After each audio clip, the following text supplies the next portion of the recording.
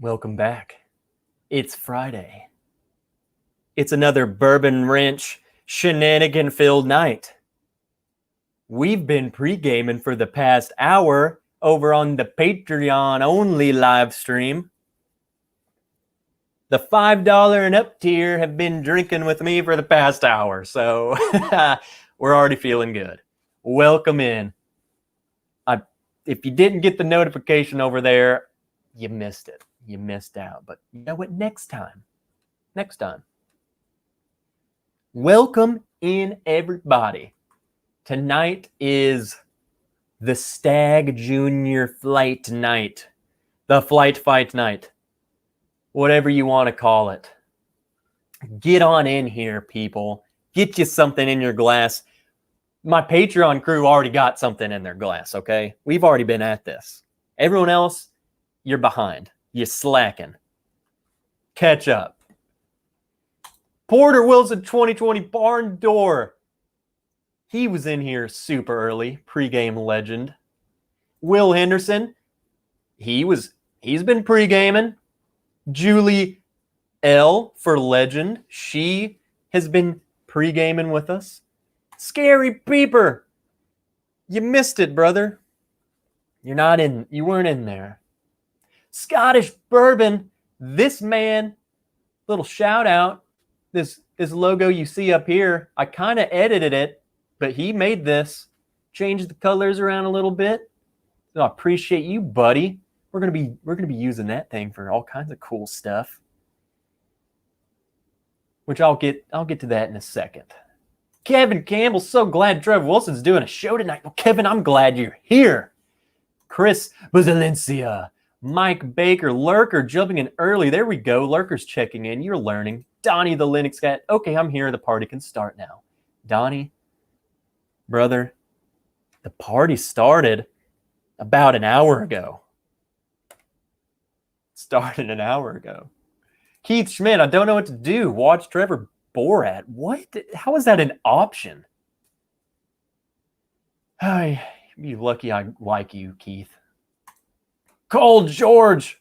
What's up, buddy? Sugar Kitty. He was pre-gaming with us. Richie Z. Legend. What's up, buddy? Andrew Spurrell. Happy Friday. Time for a sip or several. Well, guess what? There will be several. Whiskey Rye, the bourbon guy. What's going on, everyone? What's going on? You. Patrick Fulmer. There we go. Chant the Wrench. Tim Evans. Here comes the Trev. He was partying with us. William Sexy Name Davilar. Heath Harvey. Trev Sippy. There we go. Stanley Wagner Jr. All these guys were pre-gaming with me. Gary Franchi. Legends. All of these guys. Roger D. hanging out. Wildlife and Whiskey was hanging out. Jeffrey Wack. Happy Friday, you awesome people. Jeffrey, he's pre-gamed up with us. Cletus, what's up, buddy? Oh, but just skipped all of you people. I don't want to miss anyone. Josh Pence. Oh, yeah.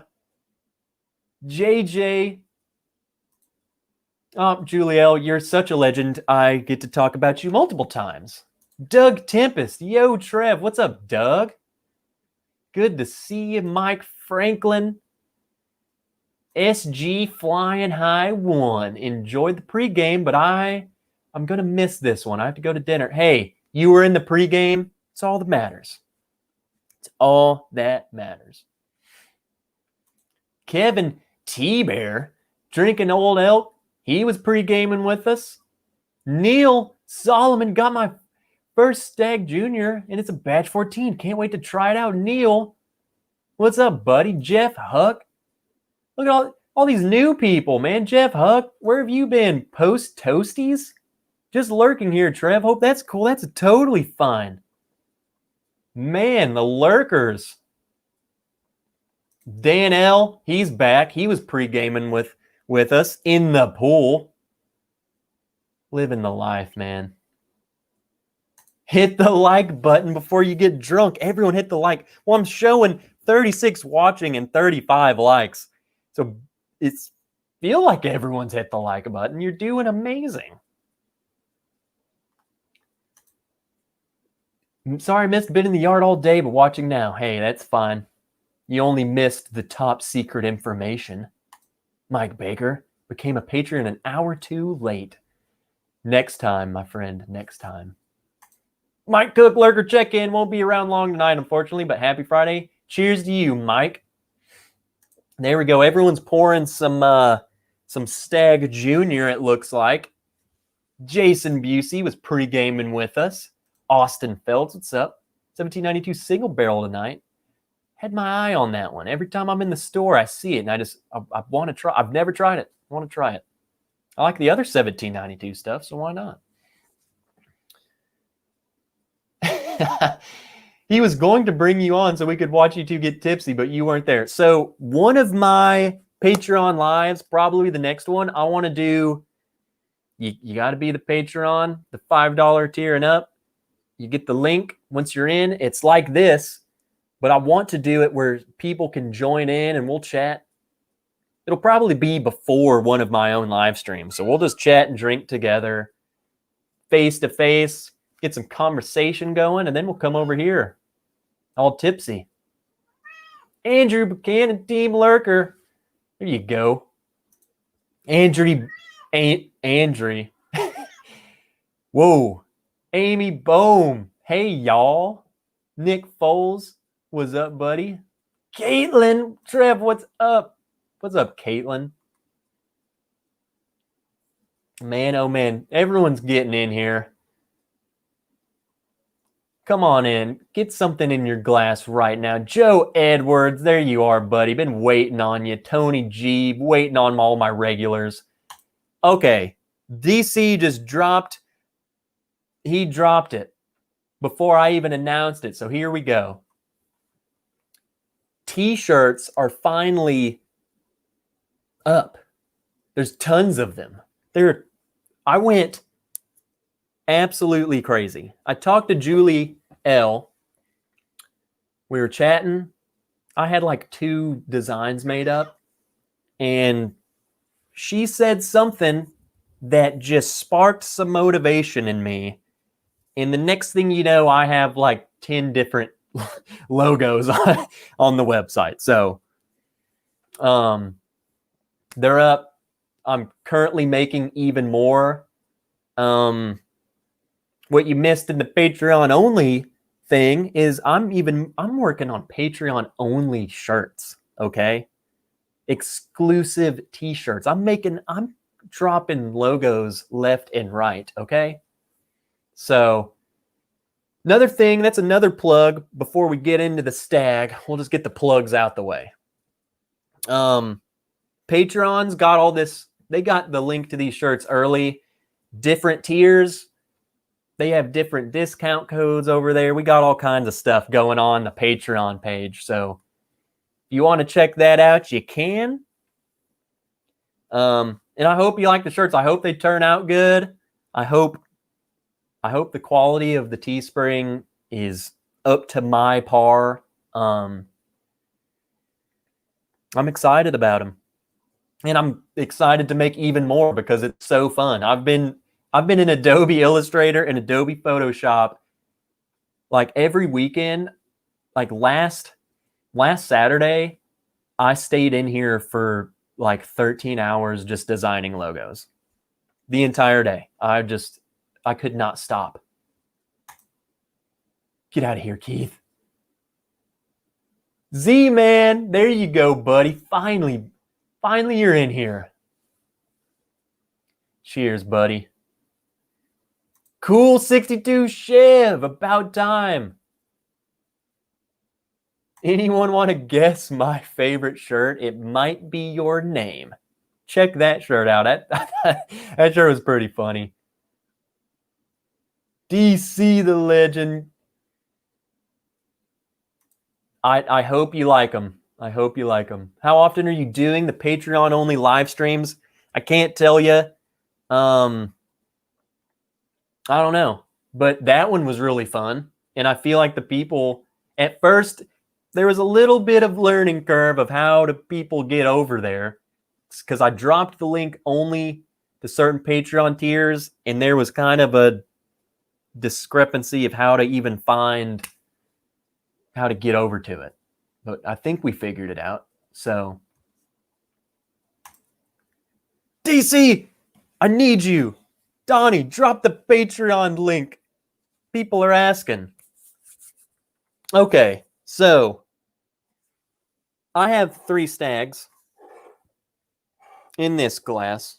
In one glass. In these glasses, Stagg 14, 13, and 12. We are going to just go through them all. And I'm going to tell you which one my favorite one is. I don't know. That's what we're going to do. But what we're going to do is I poured these, as soon as my Patreon live ended, I poured these in these 3 glasses. What I'm going to do, I've shuffled them, but then I'm going to shuffle them again. I should know which ones are which. I have a key. Julie L, they never canceled my first order, so now I have doubles coming. What?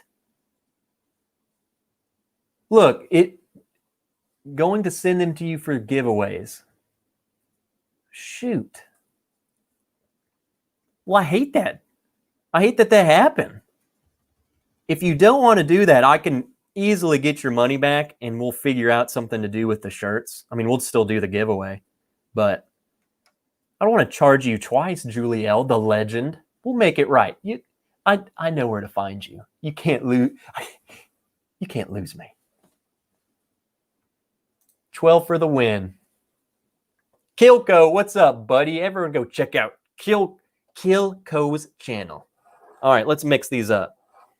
So I kind of have identifiers. How does ADHD do it? Oh, they're so mixed up. I'm so confused now. I have no idea which is which.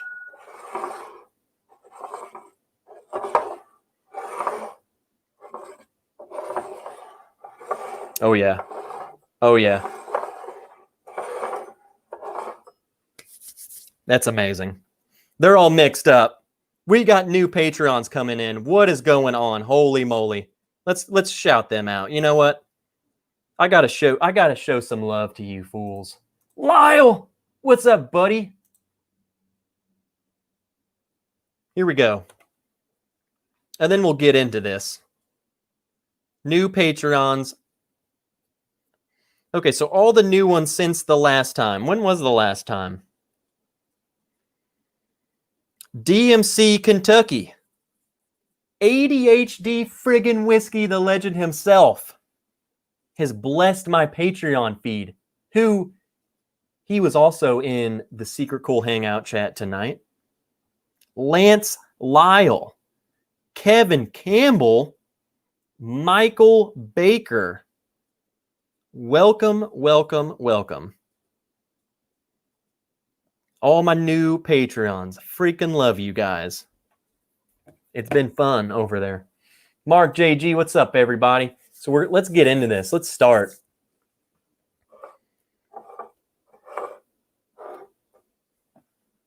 One, two, and three. A, B, and C. A, the first Stagg Jr. of the night.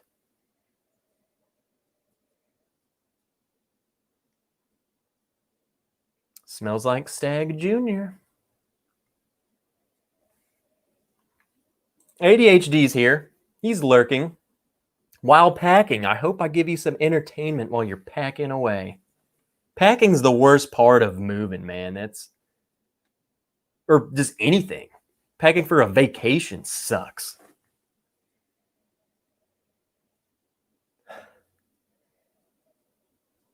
Okay. I think since all of these are Staggs, I'm just going to smell them all first. Oh, wow.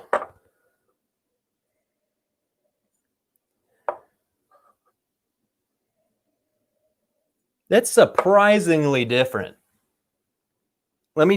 I'll save my notes for when I start getting into the nitty gritty, but I could tell you already that A and B are totally different. I've been in this whole mindset that they're all kind of this is just Stagg Jr. I'm already wrong.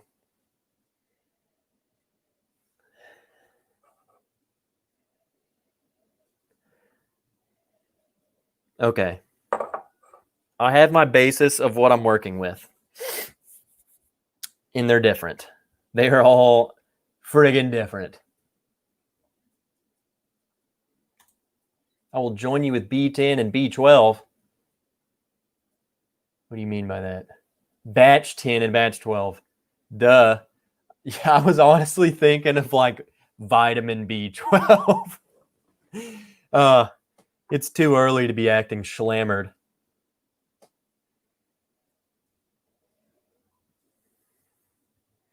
Hey.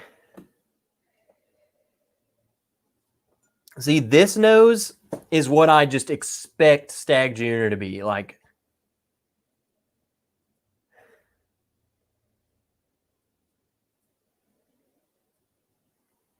I'm honestly the most curious about B just because of how different it was that A. Like, it was more like normally to me, the Stagg Juniors like this is pretty sweet. Vanillas and cherries, that was like that seemed like the sweetness was dialed back. It was more like barrel oaky influence turned up.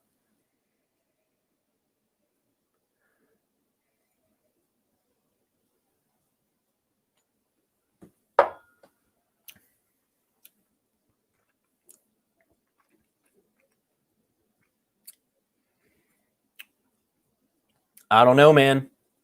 I don't know. That's delicious. I honestly feel like, yeah, I feel like that one is the 14. It's because I remember last week when I tried it, I was like, dude, that is so different than what I remember the 12 being. And because it started, to me, it feels like it has more of that, like a Knob Creek pick. The older it gets or something, it starts getting more of that influence. That's what I feel like the 14 was. Lyle, sounds like what happened to that Knob Creek store pick I was telling you about. We'll see. We'll get to it when B, because I feel like that's the one, man.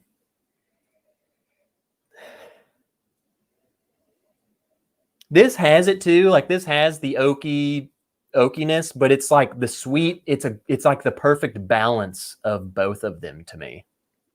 And this one seemed the most familiar or similar to C.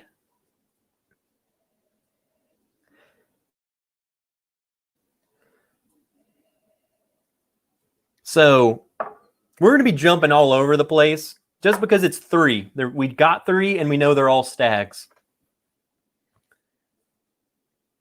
On the nose, the A and the C are very similar. It's just that the C is like is A turned back a notch, okay?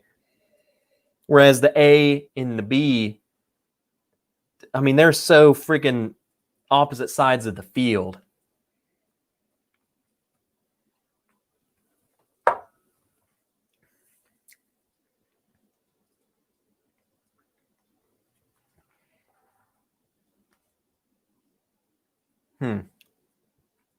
No, that one's like a perfect balance. This is just a perfect balance of the sweet and the oakiness.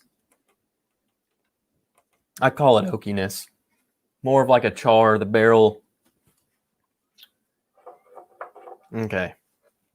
Let's get into B. Man, I don't know.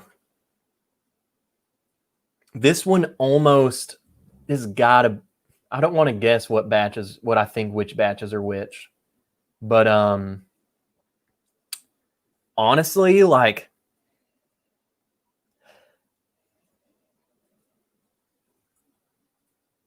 the quintessential Stagg Jr. note, like that profile you get. So the whole sweet vanillas and cherries, like the very sweetness that you typically get on it, it's in the very back of this. It is covered by a layer of what I'm calling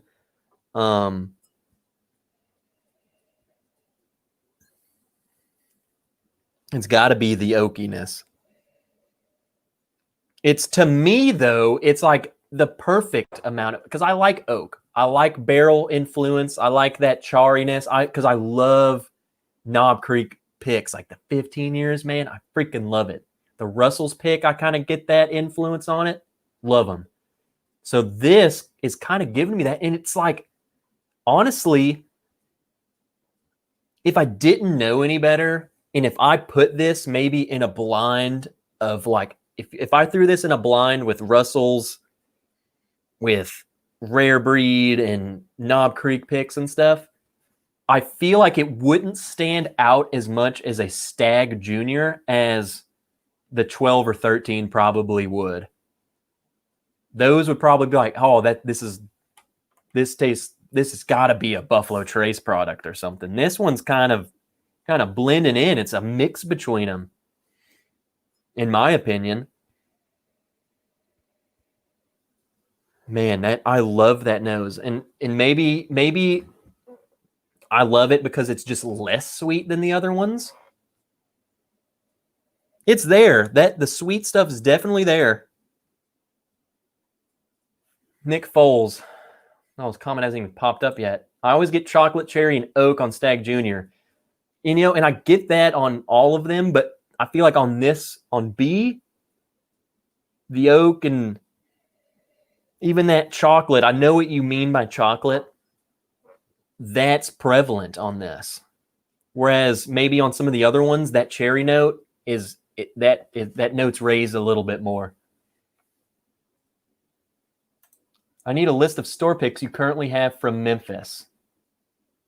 I couldn't tell you right now, but I got quite a few. And I need some more, Donnie. I'll be coming up there soon.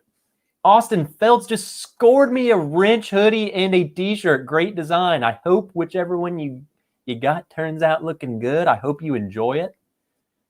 Some of those designs I feel like turn out a lot better than other ones, and I freaking love them, man. I think they're pretty cool. I'm making more. If you got any more, if you have any ideas, shirts you want, ideas you would like to see, sayings you would like to say, just shoot me a message on Patreon or email me, Instagram, wherever you want to message me, and I'll definitely work on them. I think it's fun. Those noses are epic. Which noses? My noses? Don Nishida, aloha. What's up, buddy? Whiskey hunting season just opened, and I'm spent chasing Elmer today. Went to 3 places that posted on Instagram. Barely missed all 3. It was 49. I'll be honest. I've only seen my one bottle. The local store I have has a whole case behind the counter for like $2.99, and I'll never do that ever. Period. Screw off. This one I won in a lottery, and I paid $40 for it, and I probably won't get another one. Caitlin, Bardstown tea. I need to. The first one I made was the Porter Wilson shirt. I need to make one like an exclusive Bardstown. I'll just make it I'll probably make it at cost. So there would be zero profit at all. And it'll just, everyone who's going, we can get one.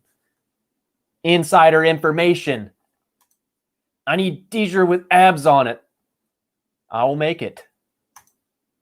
Z-Man, where's the link for merch? It's in the description, and one of the mods will even put it up for you too, but it is in the description for anyone watching and is also curious. But First Bourbon t-shirt in the blue wrench. Hey, that But First Bourbon shirt for anyone, if you're curious about, I wanted to make a shirt that really wasn't tied to like the bourbon wrench idea, and just like more of a general bourbon. I want to make more of those too, just so, you don't even have to represent me, but I made it. So in a way you're representing me, but I wanted to make just some basic bourbon or whiskey related t-shirts too. So C. Okay, we're on C. You know where to find me, Caitlin. See, so this one is, or did I skip? I skipped B, didn't I?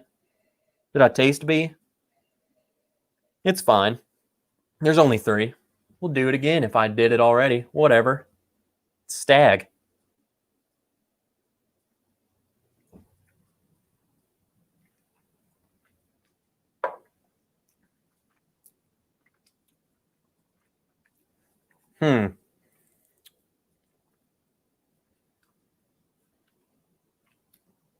Yeah, B. I don't know. Like, I really like it, but just comparing them, maybe it is. I feel like when I don't know if that's the 13 or the 14 now. I was thinking that B was like the 14 just because of that oakiness. Like the sweetness is turned down on it. But now I don't know.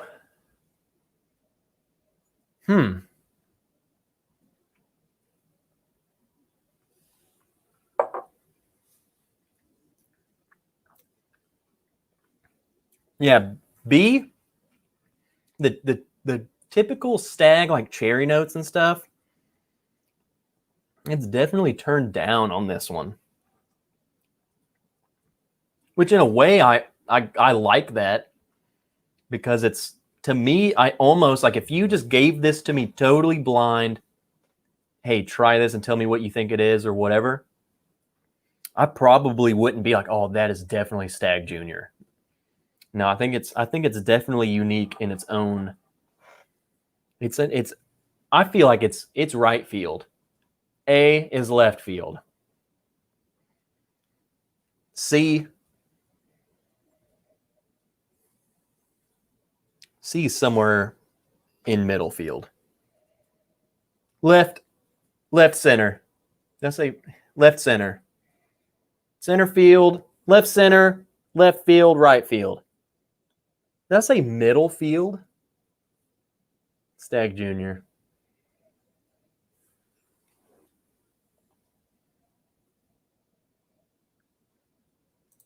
I feel like 13 had a lot to live up to after batch 12, but every time I go back to 13, it gets better. That stuff lingers.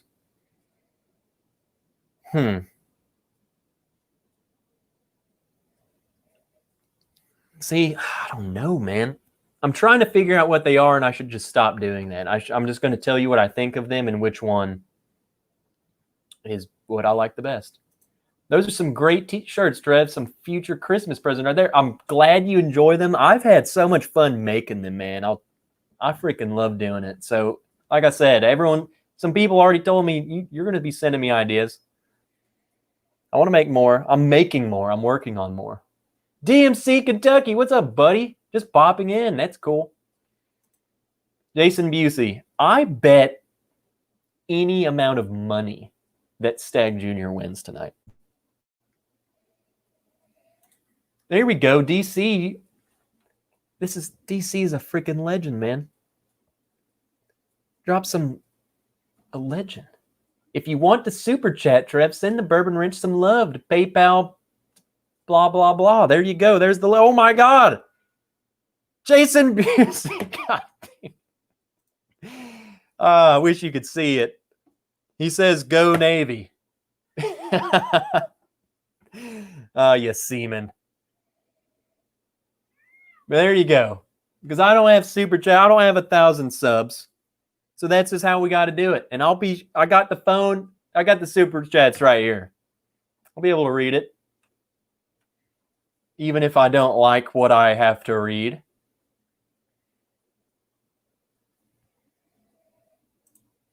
Yep, there are some new shirts since I even bought mine. Yeah, Donnie, I just keep making them, man. I keep making designs and I just want to put them up.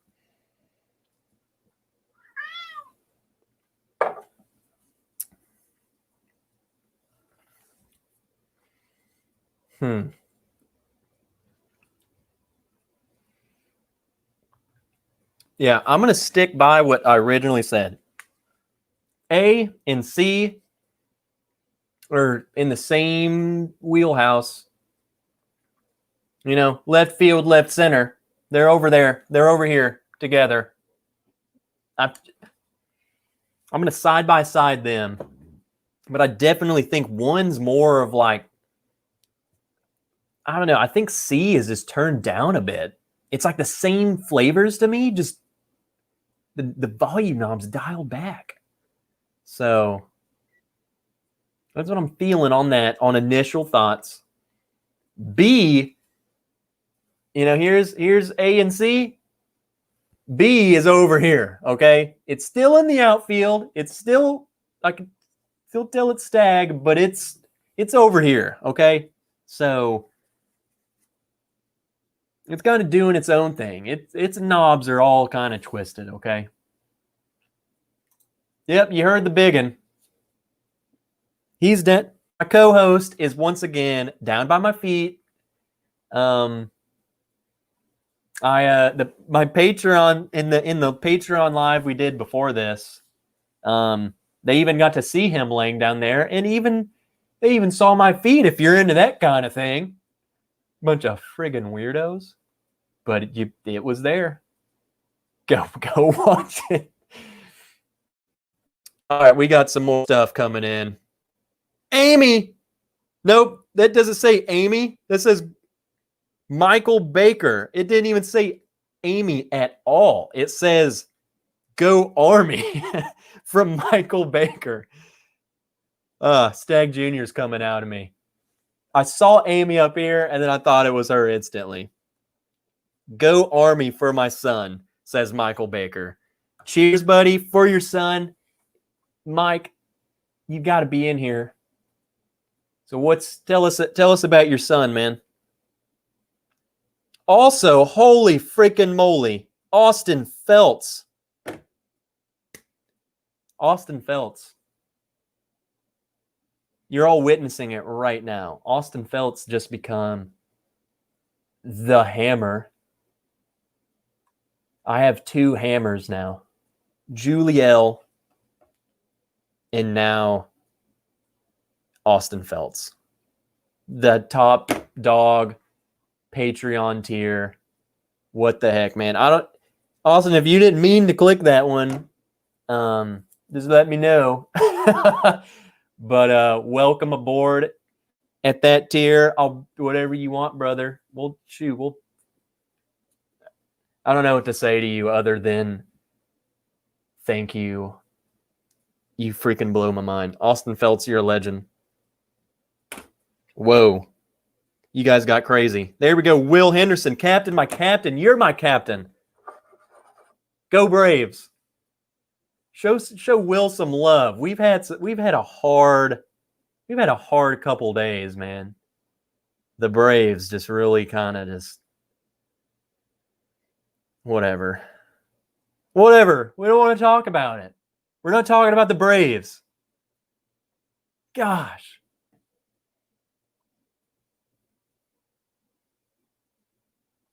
Scottish Bourbon. Hey, buddy. Hey, tell me if you notice anything on the screen. Hint. Okay, mint every click. Well, Austin, if you've had a few Staggs in you and you regret that decision, you're welcome to leave the hammer, but welcome aboard, brother. So Scottish Bourbon. So I took that. I wanted to change a little colors. So Scottish Bourbon, we'll go ahead and shout him out too while we're at it. Made this logo. He designed a couple logos for me. I've taken them and kind of tweaked them, like the colors and stuff. But freaking awesome that he did this. They look great. I'm probably going to be putting stuff like this on shirts too. With his permission, of course. He sent it to me. But I think they're awesome.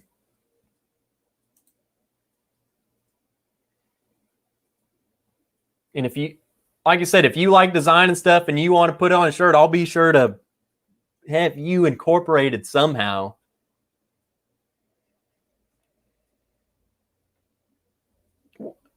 Emily Chambers, what's going on? Wow, I made a real wrench.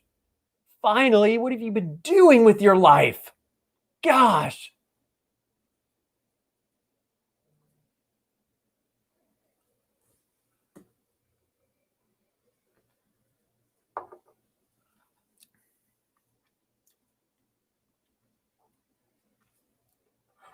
I think I need to A and B. A, B. I need to go back and forth between A and C because they're definitely the closest to each other. This A, I mean, it's like they're the same thing. One's just dialed up a notch.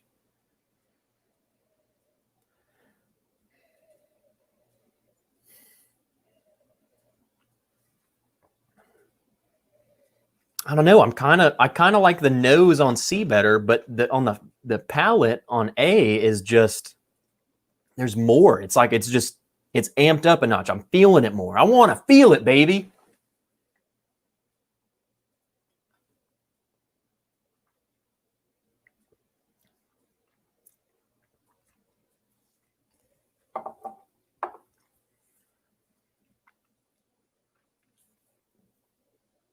This is hard. If you have multiple batches of Stagg, you need to do it. This crap's hard. Because in any other situation, I would tell you that C is freaking good. Is really, really good. But coming off the heels of A, being so close to each other, it's like you see the flaw in C. You can see that it's just like, it's a lesser version of it. Still really good, but the best of now, I'm telling you, A is turned up to 13. It's over 10. It's cranked up. It's at 11. C is like, it's not as loud. And maybe you like that better, but I feel like that's what it is. I feel like it's the tasting, like the flavor's the same. It's just, I don't want to say watered down. It's just a lesser version of it. I have my own flight tonight. Booker's 2018-02, 2019-03, 2020-02. You have a flight of more Bookers than I've ever owned. And that's a whole other rabbit hole we'll get into one of these times. The Whiskey Tornado. What's up? 13-1 for me. James SoCal, what's up, you lurker? Was going to do a drink along, but I got distracted. Well, guess what? You need to catch up. You need to pour a drink. I don't even know where I was going to go with that. Just do it, James. Gosh. I just mixed up some batch 10, 13, 14 in a glass, and it's damn good. Well, that's probably what we'll do with all of these at the end of it. Uh-oh. Amy, Bourbon Wrench shirts ordered. There we go. Hope you like them, Amy. I really hope they turn out good, guys. Like, I've only dealt with spread shirts, but I feel like the Teespring shirt, just the website and all that stuff was just worked better for me. So I'm hoping that the quality is good and the logos turn out good on them. I tried to put enough, give you enough options. Like, I have some tri-blend shirts. I have Comfort Cotton, whatever the heck that is, but I picked the one that said Comfort. It was a little more expensive, so I'm hoping that it's more comfortable. So that's why I went with it. And then I just gave you a regular cotton shirt for whatever you like, whatever your needs are. I tried to fulfill your needs. I'm at service to you all. I've been boring and missing out. Apparently, Emily, you've missed out. Okay, Jason Busey. We've already talked about this, brother. And if you don't know what Jason Busey's talking about, look, guys, I don't control the sizes, all Teespring, okay? And I made sure to put an option that has, it goes up to 5X, okay? Now I'll tell you, not all of the colors are going to have 5X.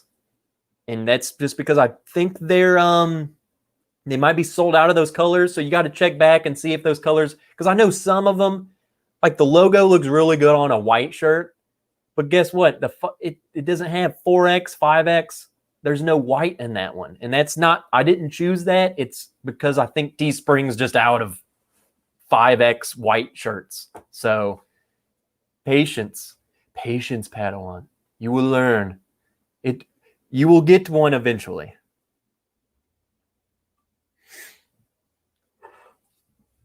Okay, so I have my order between that. I really just got to decide between A and B which one I like better. Let's be honest. Barn door. How do the sizes run on Teespring? Dude, I couldn't tell you. They do have sizing charts on there. I imagine they're true to size. From what I've read, they're true to size. From what I've seen on there, the sizing chart seems like just what you get. What size you order is what you get. But yeah, Donnie, yep. Check the sizing charts.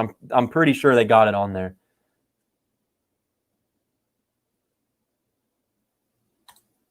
You should make a shirt that's just the glasses over a wrench. What do you mean the glasses? Like my glasses or like whiskey glasses? I'll do both. Do you see they're true to size? Holy shirt. Nicholas Feltham. That's how I'm going to say your name every time. For one, lurking, but yes, there's a freaking ton of shirts over there. So yeah, go browse a lot.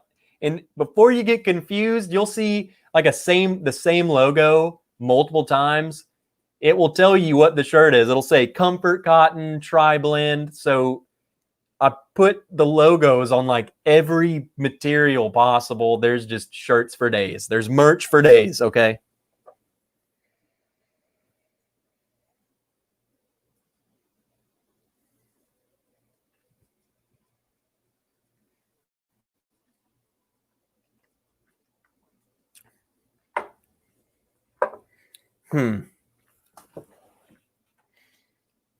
This is difficult, guys.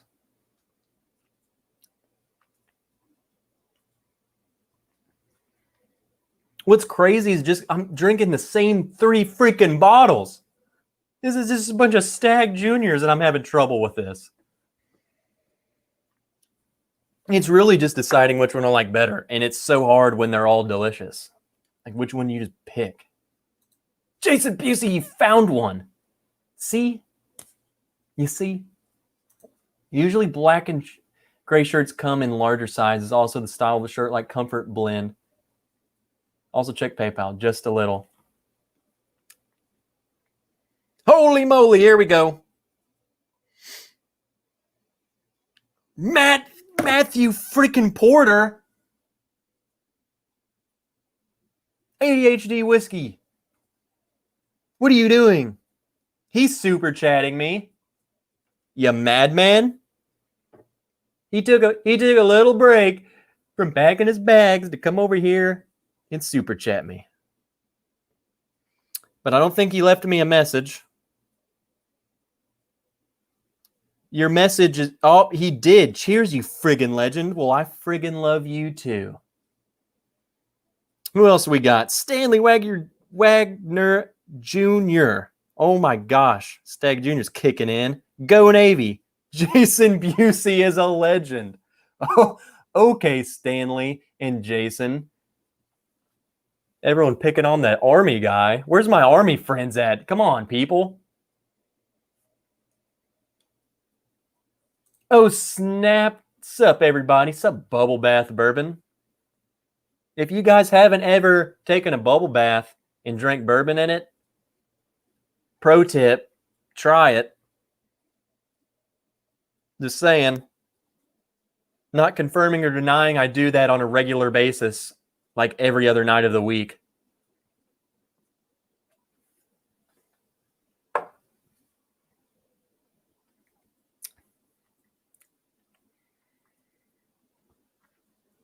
Saw something earlier I wanted to. Julielle, you make my heart happy. I just want everyone to know right now, when you're shopping for the t-shirts and you're saying, holy moly, there's a lot of shirt designs, just go ahead and thank Julielle. I don't know if it was just one of our drunk heart-to-hearts that we've had. It seems like we just compliment each other after every stream. And then one of the times I just decided to go on this logo making spree because she motivated me to make t-shirts. So you can thank her, because the day after that talk, I spent the entire weekend on my computer making t-shirts. So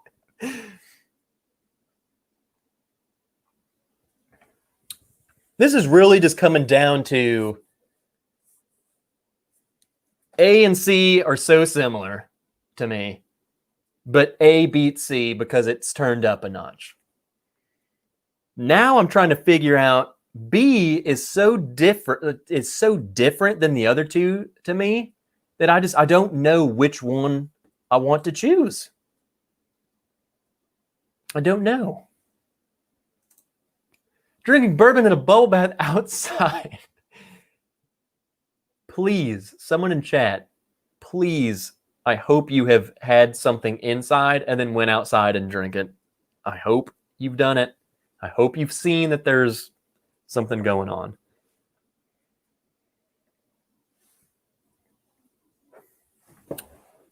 This is so...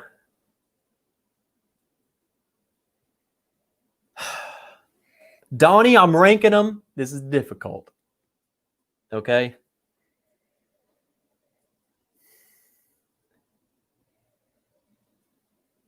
Man, it's just, they're so different to me that it's like I almost just don't even want to, I want to rank them equal, because I feel like on any given day, I could prefer this one, and on the next day, I would prefer this one, just because they're I don't know, they're different. They're just different, man.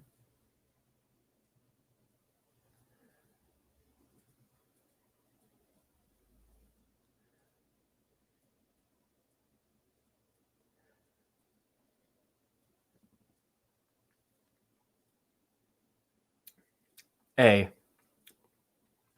cherry, vanilla, Stagg Jr., Buffalo Trace, a little bit of oak.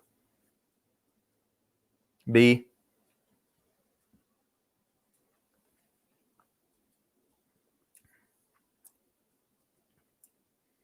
oaky barrel on the front. There comes the cherry. It finishes like Stagg Jr. B finishes like Stagg Jr. On the front, it doesn't. It says, hey, surprise, I'm something else. Just kidding, I'm Stagg Jr. Does that make sense? You get it? Do you understand my analogies? I can't give you that good of tasting notes, but I can give you analogies, and that's what happens to it. That's what goes on. Our little love fests. I had nothing to do with it, just encouragement and tri-blend requests. It was all you. Julie, stop. It was you. It was you. Everyone thank Julielle right now. Say, Julielle, you're a legend, and we love you. Trev, some days I dig 13, others 14 wins hands down. And yeah, that's the thing, man, with especially with stuff like this, the batches. They're all good. All of these are delicious. It's just they do differ in their own ways, and I feel like you could try them on different days and you would prefer one over the other. Monday, try 14, you would like it better. Tuesday, you like 12 better. Wednesday, you like it's just you're really nitpicking. I don't think you're going to get a batch and be like, wow, this is disgusting. I really don't think anyone's gotten a batch of Stagg Jr. and just said, this is so bad. And I think that was the problem with 13 is it was coming off the heels of 12, which was renowned as just really good. So when you come off the heels of something that's just like, man, this is phenomenal. This was better than the George T. Stagg. This was it. And then you get something else. And from what I remember, the 13 was 12 dialed back. That's what I always said about it. So when you get the 13 and you're like, wow, this just tasted like you poured some water in my batch 12, you kind of get disappointed. But if you've never had any Stagg and you get a 13, you're going to say, wow, this is really good. Okay? The wrench rants. We're on a tangent.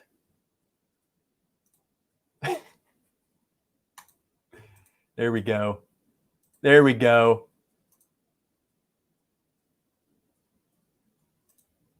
How much do we need to send you for you to stream from the top of your Buffalo Trace tower?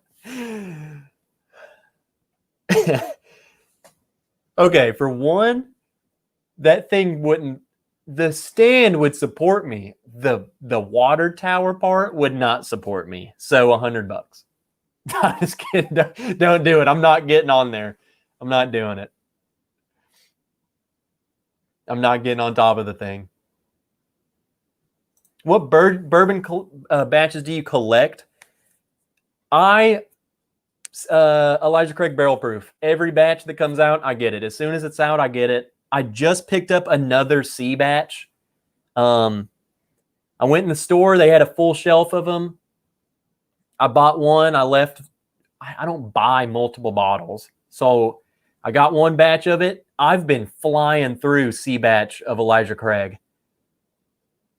Next day, I go in the liquor store every day. The next time I was in there, it was all gone. So I kind of was getting sad because I'm flying through this bottle of the C batch Elijah Craig. I think it's delicious. And I stopped in there the other day, and then they had one more bottle, I guess probably just in the back. They had a leftover, threw up there. Went ahead and bought it. All the Elijah Craig batches I get. Keith, I just reached for my phone to send you $100. I'm not getting on that thing, dude. That thing's too cool for me to destroy. Okay. Let's determine this. And then so the first hour of this, for you who really care about this, I'll give you what my Stagg batches are, and I'm ready to continue. I don't think Matt's going live tonight. He's packing. So we can go another hour, and we'll just drink whatever and just talk and do whatever we want. But with this, man, I don't know. Once I leave it for a little bit and I come back to it, I love the nose on B.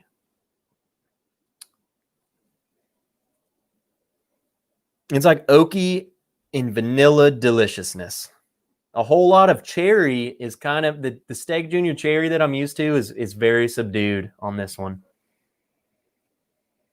It's there, but you have to look for it.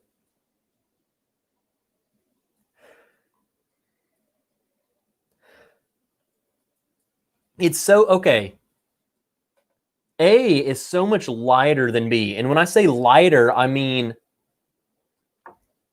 I feel like the sweeter something is, the lighter it comes across. And when the things start getting oaky and barrely and charred notes and all that stuff, I consider that it's getting heavy. We're getting a little heavy. The tuning's going down, okay? Drop B. This is drop B. This is drop C. Drop B. Dan L. A is The Devil Wears Prada. B is Whitechapel. there you go.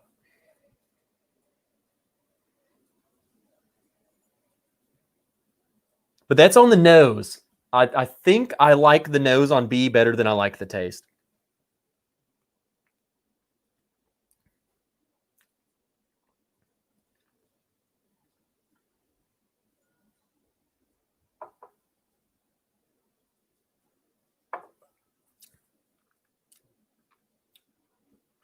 Man.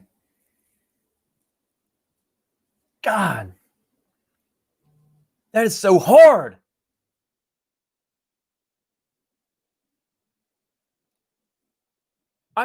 You guys got to try this. And you tell me.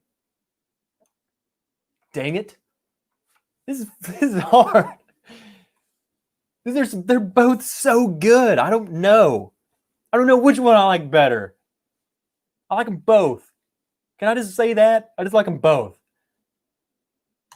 Got to go late for Tony G. Get him drunk enough. He will help you buy Teespring. What? Did he say that? What did I miss? Go late. I'm still at the gym. Oh, Tony. Hey, he's at the gym. I support Gaines. I'm at the gym every day. Dan L. Yep. He got it. Do you feel the same way as I do? Man.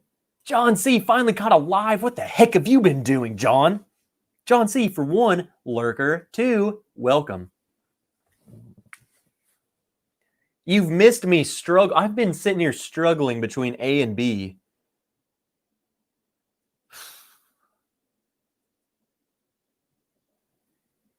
Man. I don't know. They're so different to me.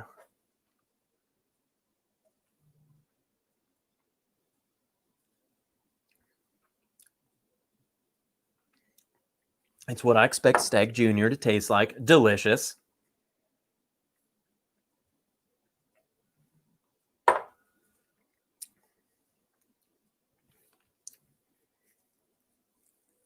Man. This is crazy.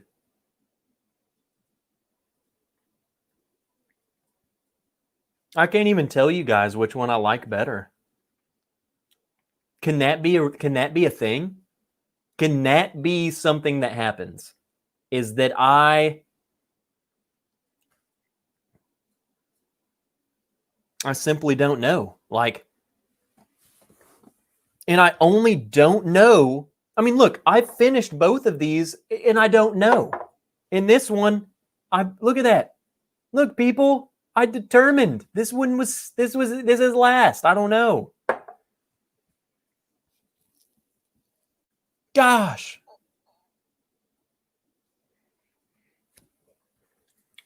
There's a little bit left. There's like a tongue wettening. A tongue wettening that I can determine.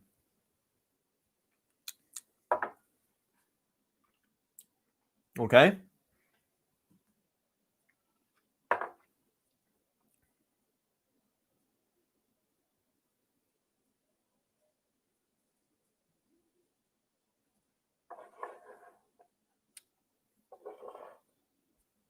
Okay.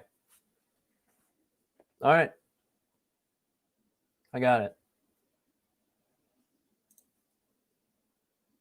The one with the fuller bottle left, that's the one you like better. I have a feeling, I see what you're saying, but I have a feeling that it's a little bit different. Just because one of these bottles I got so recently. And the Stagg 12 and 13, I got them like a year ago. So And then the 14 I got like 2 weeks ago. So I'll tell you the results. Man, it's so hard. They're so between those two, it's like they're different enough for me to just I could choose either one of them and they're totally fine. Like they both win in different ways. I love the metal music reference. I was thinking of calling my YouTube channel Mash and Metal. What do you think? Do it. I fully support it. For one, I love metal. Dan L, we love metal. Me and Dan were talking about, I was sending him drum videos the other day of me playing Devil Wears Prada. I recorded me playing a Devil Wears Prada song and sent it to Dan. I'm like, Dan, I learned this song just because you made me want. You talked about Devil Wears Prada. You made me want to learn the song. I went and learned the song just for him. Like he got me into it. He made me remember. Trev can play. It was fun. And yeah, metal music, man. Love metal.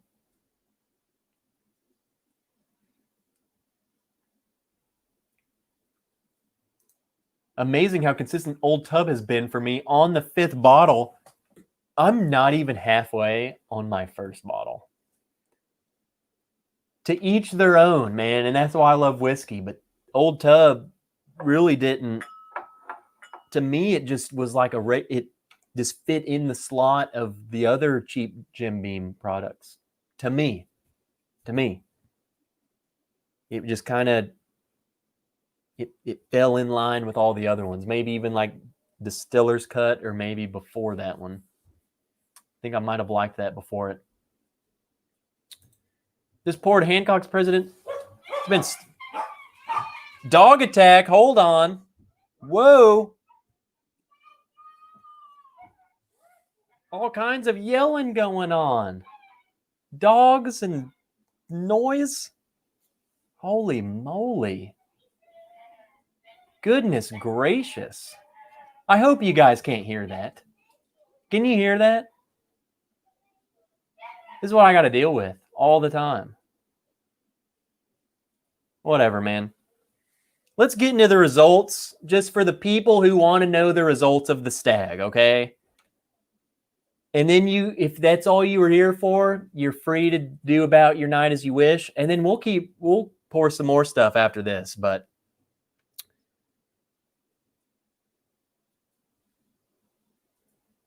I'm sitting here looking at it and I don't even know. I'm doubting my answers already.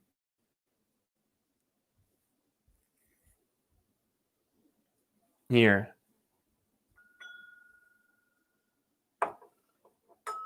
Okay. I know the bottles. So that's 14. Okay.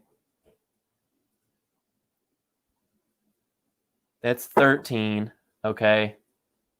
Okay. I know the order. I know my order. Jeffrey Rollins, you're in just in time. Loud and clear. Yep. You didn't hear anything. Just ignore it. The two that I battled back and forth were the two that we all know was between batch 14 and batch 12. Okay.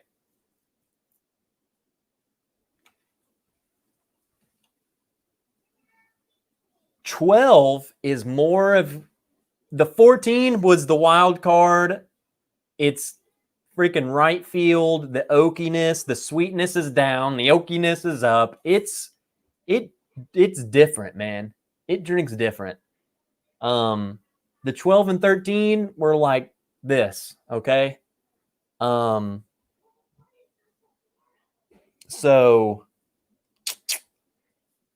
I kind of put, honestly, I think how I positioned my glasses was that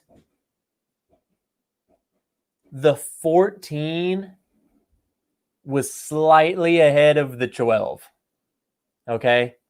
So 14 wins, but like I put them to where they were basically even. Okay? And I only did that because just drinking them back and forth in this very moment, I would want to go ahead and pour another glass of the 14. That's what I did. Hold on.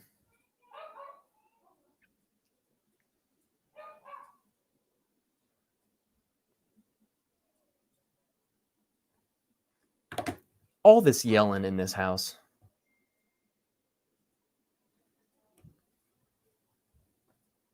$14 beats the 12 only because I'm trying to hush the dogs up, man. They gotta stop. They're just in there making all kinds of noise. Can't give me a break. I'm losing my train of thought here. Old man Joe. Shelf freaking turds. Everyone go check out Shelf Turds right now. Their channel. Someone drop a link.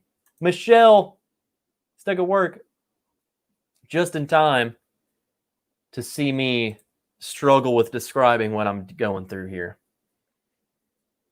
I only put 14 in front of the 12 because I feel like that's what I want to pour more of, okay? It reminds me, it's more in line with, like, it's starting to go the way of like a Knob Creek or something, you know? When an older Knob Creek pick starts turning a little more barrel influence, a little more oaky, that's what I get from it. That on the palate, it's a little different. All of that, man. So, and it was so hard. 12 is delicious. 12 is delicious, and I just don't know. I still don't know. I don't even want to say 14-1, to be honest. Let's be honest with each other. I don't even want to pick 14 over 12. They're both so good. They're just different. They're both different. The 13 is like 12 turned down a notch. So if you like 13, you will love the 12. If you love the 12, you will just like the 13. And I think that's what a lot of people kind of figured out. I got a batch 12, I get the 13, and I'm like, oh wow, this is kind of not as good. And it's just because it's turned down a bit. This is how it was. But yeah, the 14, man, if you guys can get it and you have the other batches, definitely try them side by side because it's different. It's more, when I say more unique, the 12 and 13 are so similar, and then the 14's like, nope, just kidding. Let's do something a little different. So, yeah, there's Stagg. I was going to blend them all together, but I only have the 13 left. So, and there we go. As I'm smelling the 13, it's really good. Like, you really only you start to notice the differences, like when you're trying them back to back to back. When you're drinking off the heels of the other, you start noticing the flaws, or whatever you want to say, whatever you want to call it. You start noticing that stuff about them. You drink the 13 on its own, you're going to say, wow, this is really good. You drink it right off the heels of 12, you'll see. You'll know, okay, this tastes like that one, but just toned down. I called, though, last week when I opened that 14, I called it. I said, man, this is different. This is not how I remember a Stagg Junior tasting.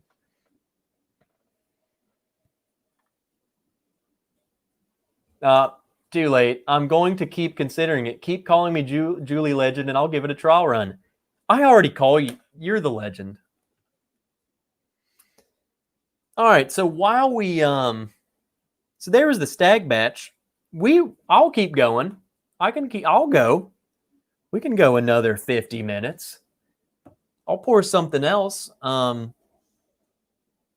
Basically anything else you want to see me drink, I'll pour it and we'll get into it. Keep this party going. But while I'm at it, I got some more I got some more all kinds of stuff going on here. Let's give some shout outs. Where's my PayPal at? Because we got some super chats going.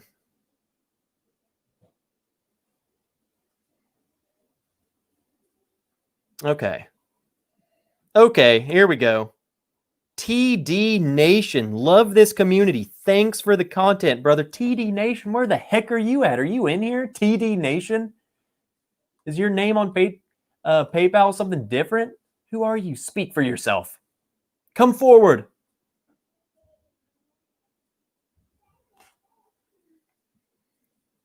Edwin. I'm not even going to pronounce your last name. It's Z-Man. Z-Man. Edwin Saminsky. Great live stream, a.k.a. Z-Man. Made sure to tell me it was Z-Man, but I know it's you. Thank you, buddy. Still not going to pronounce your name ever.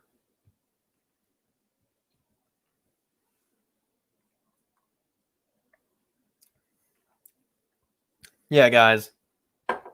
All the Stagg batches are freaking good. Let's face it, they're all good. Drinking this one right here on its own, this is delicious. I'll be content with this. I don't think searching out for this is going to, like, the 12. Everyone said that's the best. So if you just disregard the 13 just to find a 12, I don't think it's that much better. You really only you start noticing the differences when you drink them side back to back to back.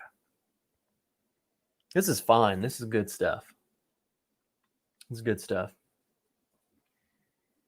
I feel like the real difference, like I said, the real difference starts coming down the 14 in the 12 and 13. Like, this one is there. I feel like they just took a step in a different direction with it.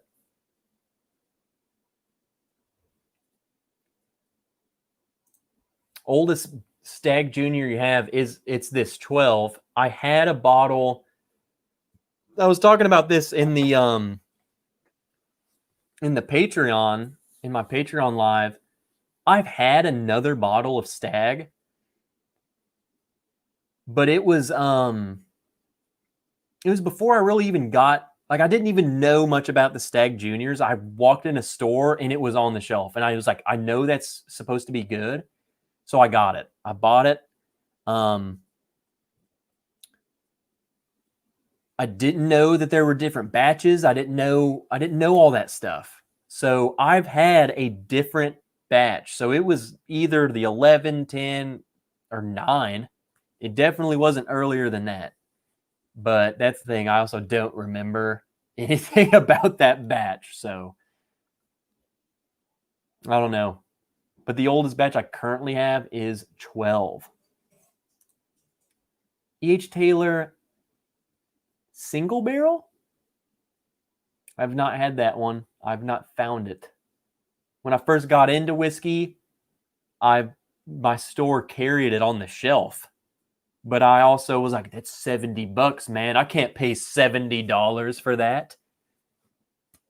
Oh, the good old days. I can remember stuff like that being on the shelf, and I just didn't even know. Oh, okay. Whiskey Tornado, that was you. Whiskey Tornado, friggin' legend. Thank you.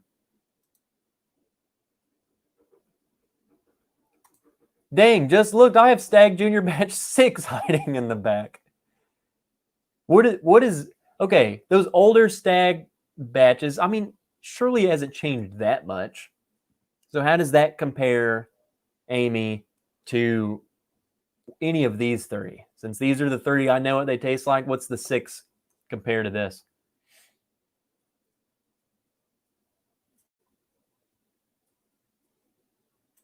Shelf turds, dude, just do it. I'll be there. You need a mod? You know the wrench will be there, brother, every friggin' time.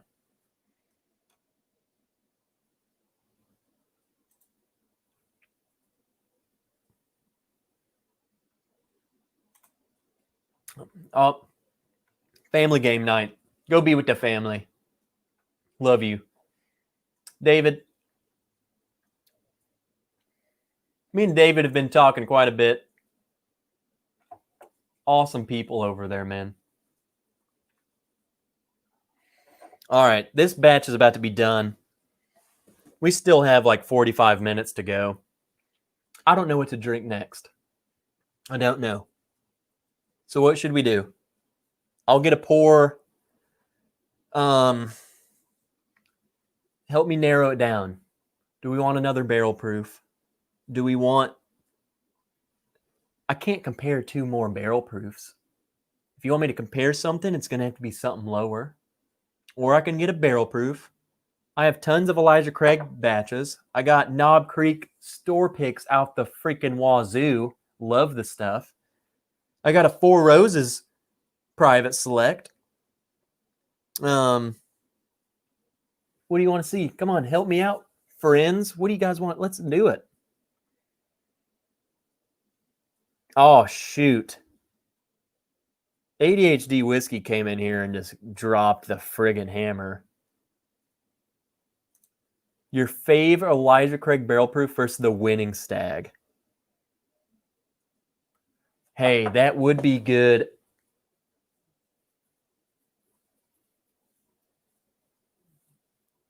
I got an idea, guys.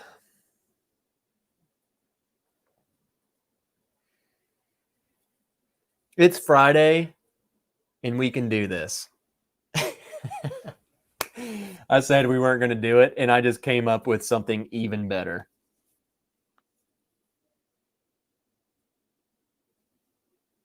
We're going to do...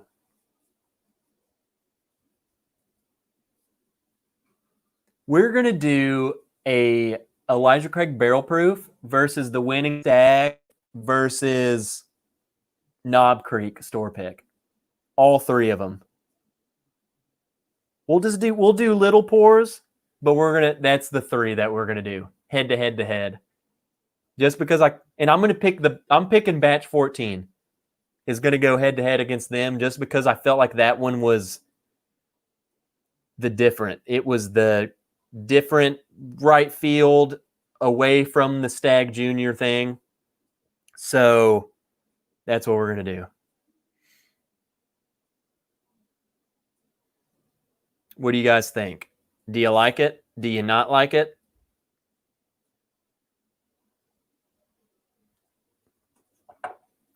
Let's do it. Everyone says, oh yeah, let's do it. I say everyone. Jeffrey Rollins was the one who said, oh yeah, let's do this. Z-Man, just sip your favorite. What do you guys want? Shoot, I will do that, or if you would rather me just get me a solid pour of my favorite, I will do that. It's up to you guys. But it's between Elijah Craig Barrel Proof C920, a 15-year-old Knob Creek pick, or the batch 14. That's what's going with. We can start with that. Julie, what is that? What do you mean? What is that?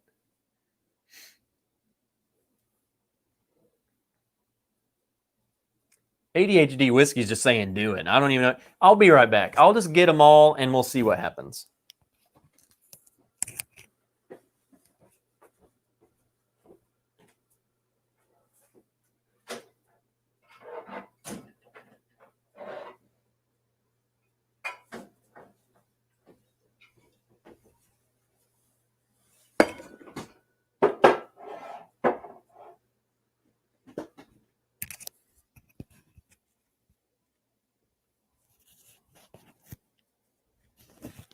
Okay. Meanwhile, Biggin takes over. He stood up. He was getting ready to come on the show. He was ready. Chris, no, head up all battle. Battle them.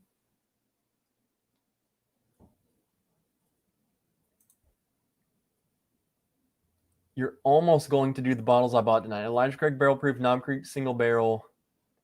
My third bottle was Buffalo Trace Single Barrel Store Pick.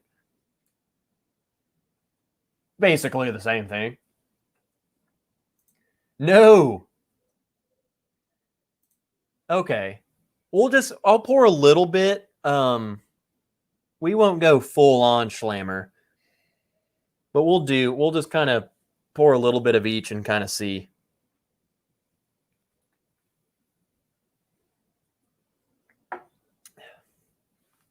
The problem is I don't have 3 clean glasses over here. But let's face it, who cares? So in my Heaven Hill glass, we'll go Elijah Craig. Because Heaven Hill.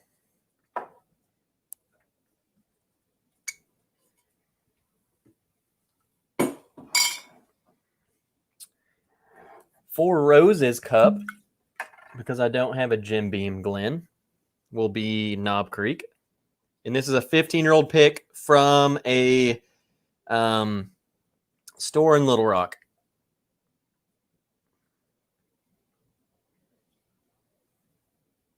Need a little more than that. Come on. This stuff's delicious. And then for the third bottle, batch 14. And I know it's batch 14 without looking at it because it's the fullest bottle. I just got it.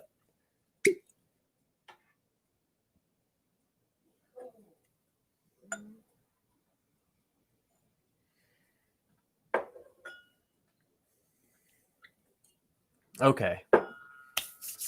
I'm ready. Are you guys ready? We need your info. Julie L. You don't even know the half of it. As soon as what you're referring to is Destination Bourbon's Google Meet, we all got together. We were talking, drinking together, face to face, chatting with each other. He ended. You guys all left. Me and Scary Peeper stayed in that Google Meet for like at least 2 hours after all of you got off. I mean, we were schlammered. I haven't been hungover like that in a long, long time. And we got there. Me and Scary Peeper both were schlammered.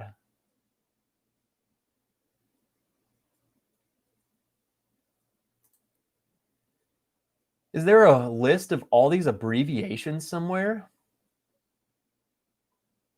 Like, do you mean like small batch and all those kind of abbreviations? I can find something for you, Stanley. I know where to find it. Wow, because we were in there for 3.5 hours. Yeah. You guys left. We ended it. Me and Scary Peeper couldn't figure out how to end it. So it was just me and him in the StreamYard or the Google Meet thing. And I was like, hey, like while we're here, let's just talk. And then all of a sudden, me and Scary Peeper, it was 3 a.m. and we were freaking gone.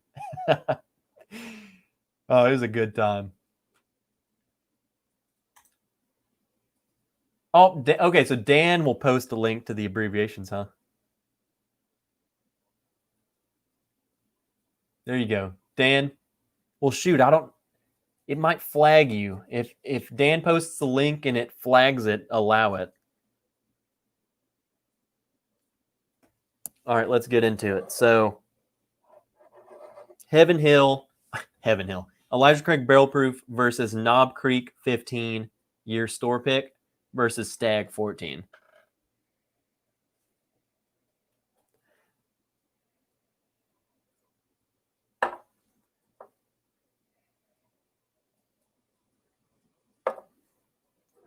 Okay, so off the nose. I mean, it doesn't take much, guys. If you've had these, you know these are all freaking hitters, okay? And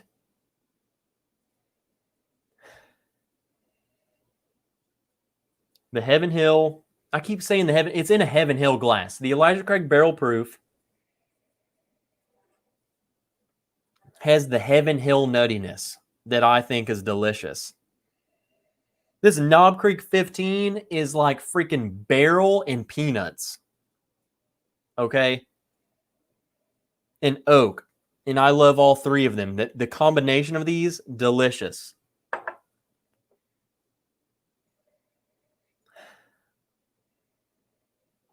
The batch 14. And I'm glad I did this side by side with these. It is more in line with these. Normally, if you take an Elijah Craig and like a Stagg Junior batch 12, normally you can say like, wow, this one is Stagg Junior. This is Buffalo Trace through and through. This batch 14 kind of blends in a little better with these. It's still sweeter. This batch 14 is still way sweeter than these two. Barrel Proof Barbell. What's up, Chris friggin' Reggie? Didn't realize how huge that Buffalo Trace display was. Yeah. It's pretty big, okay? It's big. That's what she said. It will fit. I feel like in the bottom one, it will. I don't know if it will fit like a Colonel Taylor tube. I feel like the bottom one will. Who is the winner of the Stagg? Winner of the Staggs? I picked the 14, the batch 14, but it was basically like a toss-up of it could be 12 or it's the 12 or the 14. I mean, they're so different to me. That depending on the day, I would pick either one of them. I edged the 14, so they're so close. The 13 Breadsticks 99 was like Stagg batch 12 turned down a little bit. Shoot. Hey, Dan, is that the link that DC just posted? Tell me that. The Knob Creek store pick I've got has the peanut that disappears in the middle quicker than normal Knob Creek products, but the finish keeps on and on and on. Well, let me get into mine. I went through the noses, and it's like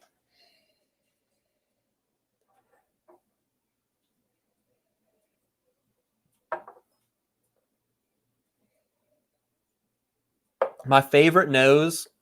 And look, I smelled them that fast, and I can already tell you what my favorite is. And it's just because these are my favorites. So I drink them so often, I just know.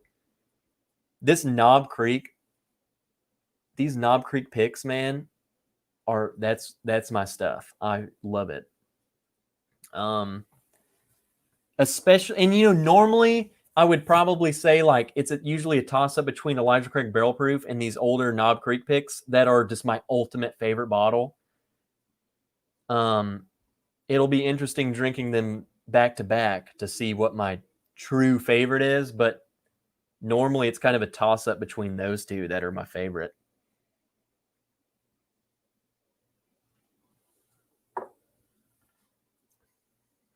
Oh, dude. Oh, dude. Whatever. You heard it here, folks. Trev loves the knob. I'll say it, and I say it proud. Okay, Dan, as long as that's the same link, because I would have had to gone to some drastic measures if that wasn't. Wish I could find Stagg Junior for a reasonable price. The 12 and 13 I found them on the shelf in my store. I walked in, bottom shelf, there's the Stagg. Bottom shelf, one bottle. So it does not show up on my shelves. It's just pure coincidence that I found them. And it was at retail. Or I would say retail. It was a little more. It was like $10 more, so I bought it. So, but the 14, I have not found the 14. I got this bottle from Drew Bolin. Have not found the 14. Trev, have you tried the standard Knob Creek 15? No, I haven't. And the reason I haven't is because I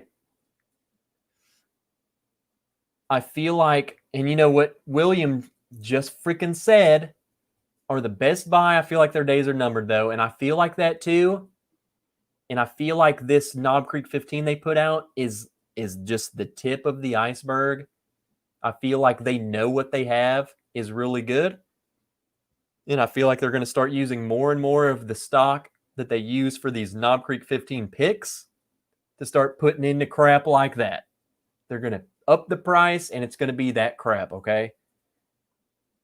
Because this stuff is so good, and they know that it's so good. They can't not know. They know they're putting out these picks for $45, and it's the best stuff you can freaking get, okay? They know that. So they're at this point, the boom, they're going to start putting out stuff like these Knob Creek 15s for $100 or whatever. That's why when I see a 15-year-old pick or 14, 13-year picks, I love them all. Shoot, even the 12-year picks are delicious, let's face it. But when I start seeing 15-year-old picks, buy it. I don't care.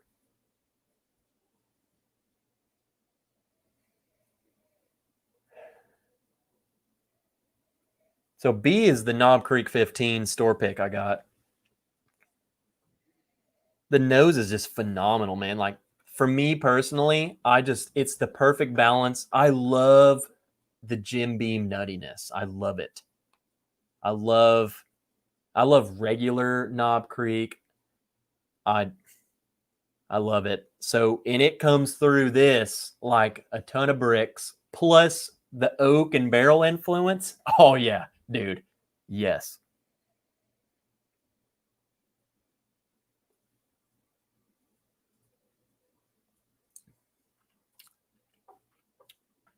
It's like a dusty freaking peanut.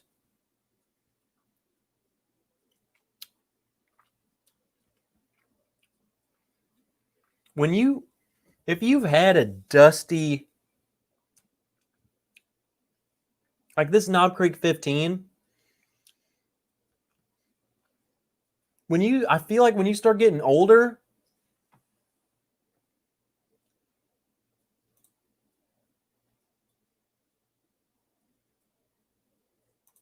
no comment.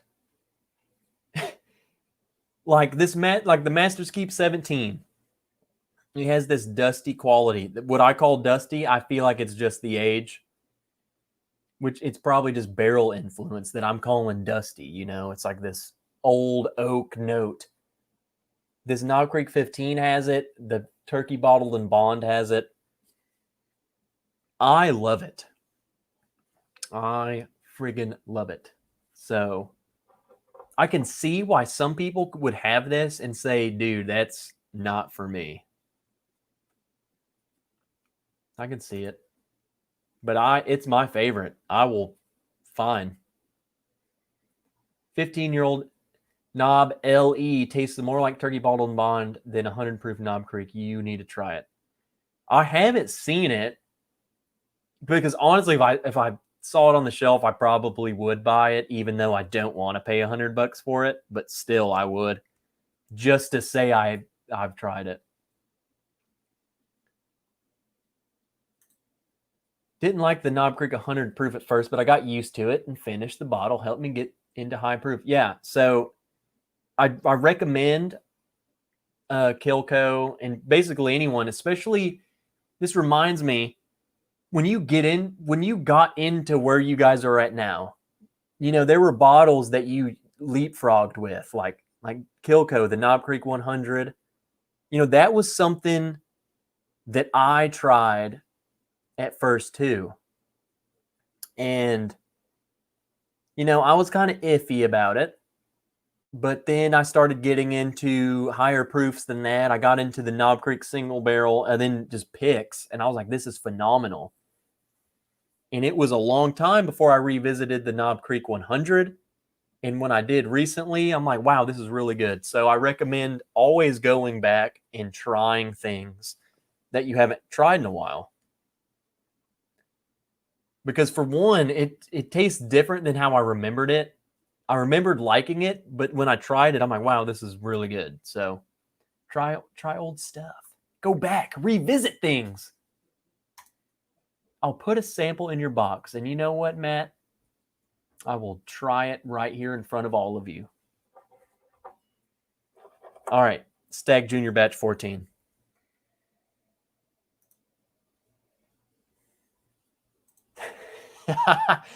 Go there right after I look for a new pin at pinisland.com.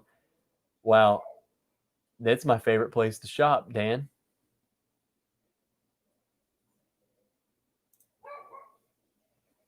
Batch 14. Okay, so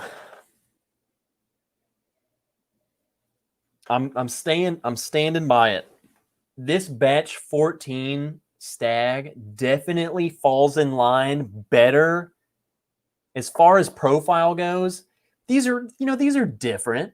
These are all definitely different. They're not, but they have the similarities. They have this older quality, like the Elijah Craig Barrel Proof's 12 years. It has some of this dustiness to it. The barrel influence. This Stagg 14 has more of these notes than like the 12 does to them. The 12 is much sweeter than these. Elijah Craig Barrel Proof and stuff, that stuff's not sweet to me. Knob Creek single barrel, a 15-year-old pick, that is not sweet. In this, the batch 14 of the Stagg is definitely drifting away from the sweetness, okay? What do I got? People messaging me. Caitlin's been messaging me. Holy moly. You've been making shirt designs, Caitlin. You freaking crazy. DC edited his Patreon tier. Legend.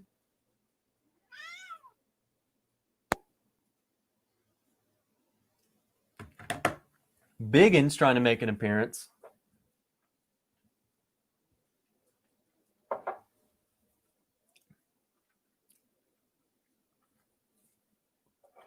The batch 14 Stagg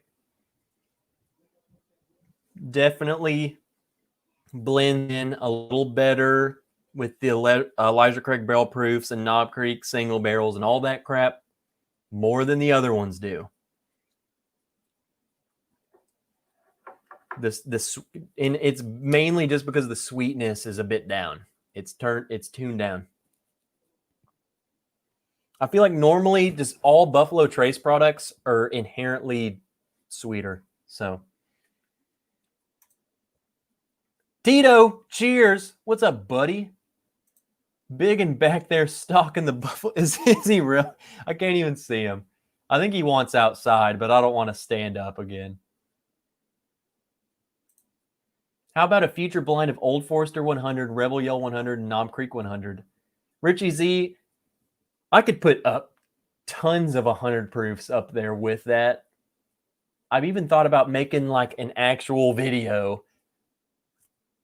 Can you believe it? A Bourbon Wrench video other than a live stream. But I've thought about doing like 100 proof just bracket.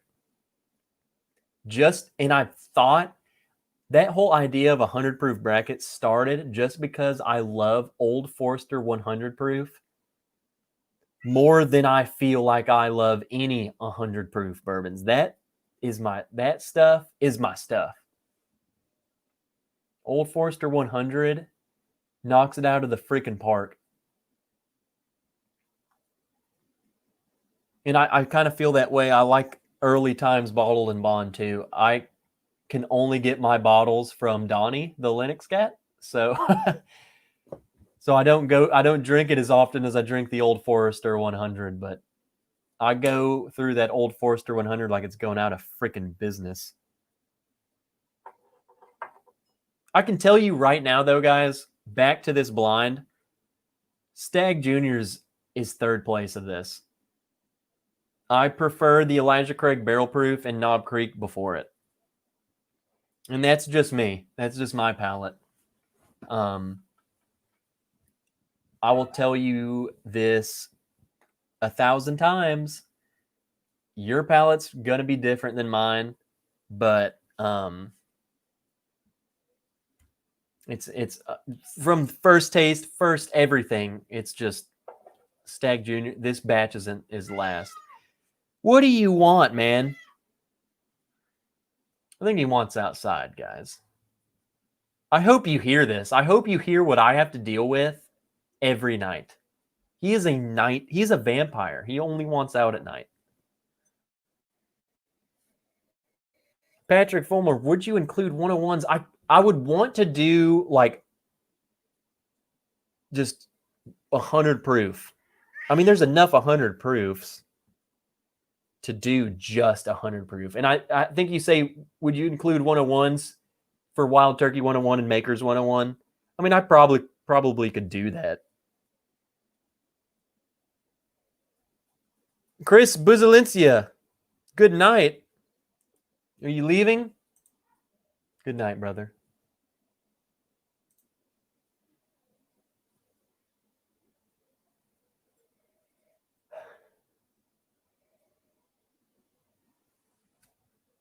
So basically now it comes down to Elijah Craig Barrel Proof versus Knob Creek 15 store pick.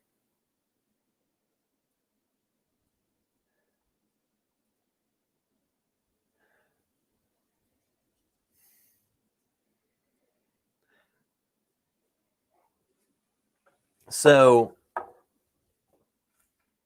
sometimes I have a hard time finding, like, you hear about Heaven Hill having this nut, the Heaven Hill nuttiness. I feel like smelling it side by side with the Knob Creek, it exacerbates the nuttiness in the Elijah Craig, which typically if I just have a pour of the Elijah Craig Barrel Proof, I don't like. I get it, but it's not something I think about that much. But side by side, they're both very nutty. Edward Fulmer, you were in here early, buddy. And then you disappeared, but now you're here. You were pre-gaming. That Buffalo Trace Tower is awesome. I feel like the top part should be usable as a crock pot. The top part comes off and the inside is hollow. Like, I could just hide stuff in there. I could just hide all my bourbon. All my good stuff could go inside of that thing. I'll do a lens on my Patreon. I'll put some stuff in there. I'll show you what it looks like.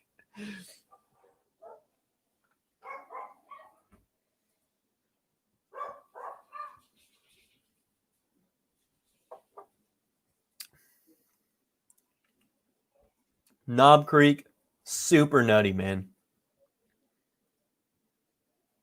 Super nutty. You guys both. What movie was that? You could put your weed in. You put your weed in there. What movie is that? Movie reference, go. First one to get it, you get something. You get a hug. Thought Trev was schlammered, and then he says exacerbate. I read that wrong. Is that how you spell that? Exasperate, like a doctor. You know what? I am a medical professional after all, says Amy. I wouldn't call myself that. But I work in the medical field and I'm professional. Smoke Wagon, Henry McKenna, Remus, Knob Creek, LE in EGHT. What is that? Okay, DC, let me stop you right there, man. Don't get Smoke Wagon here. I can get the McKenna. Don't get Remus here. Haven't seen the Knob LE. Don't know what EGHT. Typo. EH Taylor, small batch. Okay, I could get that one. Smoke Wagon, Remus, and Knob LE. Knob LE, more likely. We do not get Remus and we do not get Smoke Wagon. There we go. John T wants a 1920 Knob Creek 120 and 1792 foolproof. We can do that. I would like to substitute the Knob Creek 120 out of there, though, only because it's so oaky. I feel like the 1920 and 1792 foolproof, both being what am I trying to say? You know what I'm trying to say. Banana. Brown Foreman. That's what I'm trying to say. Brown Foreman. We need to find another Brown Foreman product that can go in there. Jack Daniels. There we go. That's what we're going to do.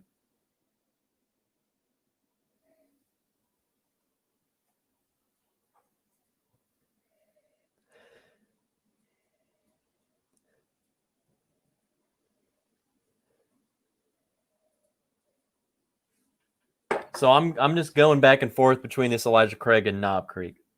Dan L. There is no banana. Okay.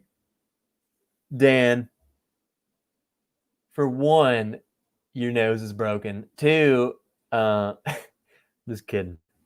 The note, you definitely smell the note that I call banana, and I feel like a lot of people call banana. You just might not interpret it as banana, but it's there, and you smell it, Dan. You smell it. You know it's there. You're smelling the note. You just call it something different. There's something different, Dan. Okay, Dan. You say there's no banana, but can you tell that there's a note that's different about in those, like any Brown Foreman product, what we call the banana note is a note that I don't get on Jim Beam products. I don't get on Buffalo Trace. I don't get it anywhere else. Okay. That note is what we call the banana. So, and Caitlin's so weird. I've never smelled banana either until just now.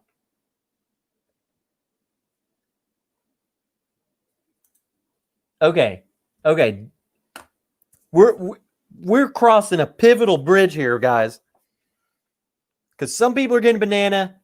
Richie's getting it. Dan thinks there's no logical way. This is crazy. Okay. I will tell you this. And you guys are going to think I'm really crazy, okay? Dan said he does not get banana. I never got banana ever on these notes. I had no idea what people were talking about. I was like, banana, I don't get banana. Hear me out. Hear me out. I poured Old Forester 86 proof in a glass. And I went, you guessed it, outside. Okay?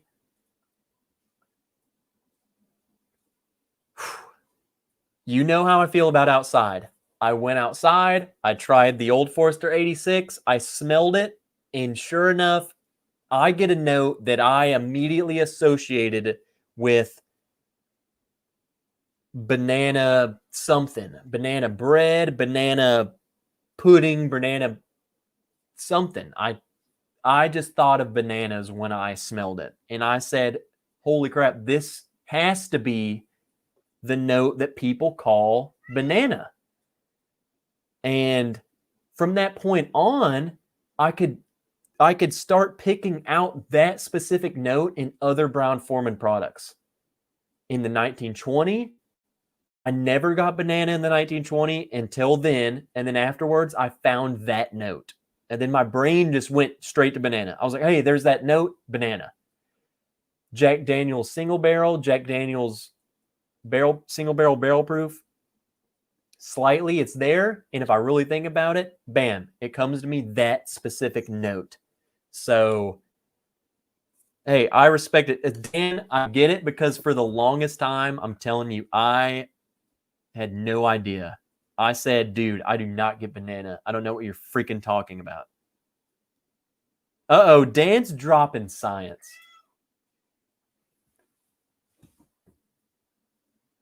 Isoamyl is the note people call banana. It's not banana. Could call it catch it. Then people would say, I get okay.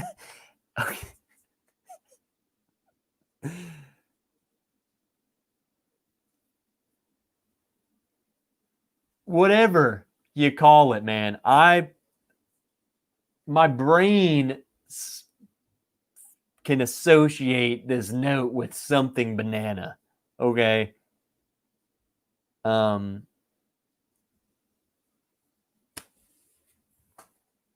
Here's the thing. As scientific as you want to get it, I feel like the more powerful thing are people's brains and the way they interpret things. So I feel like maybe people and taste buds and all this stuff can be so different. I don't know, man.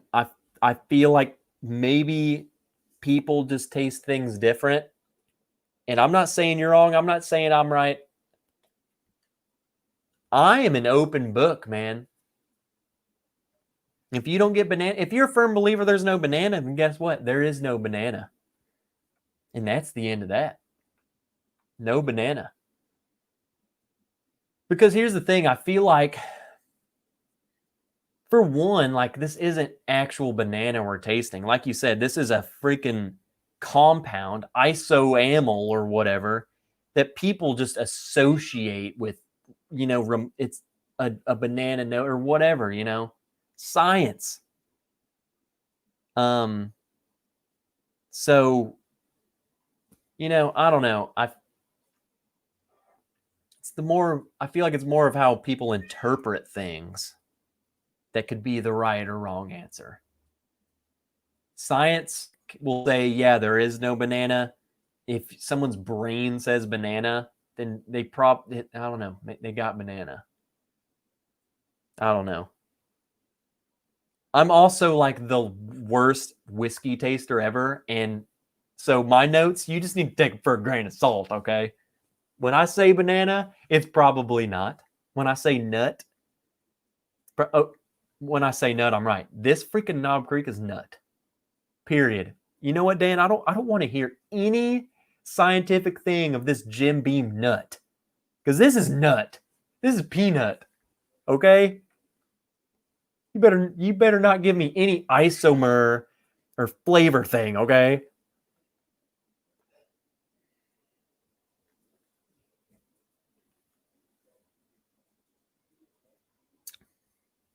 Guys, I gotta let this cat out. He wants out.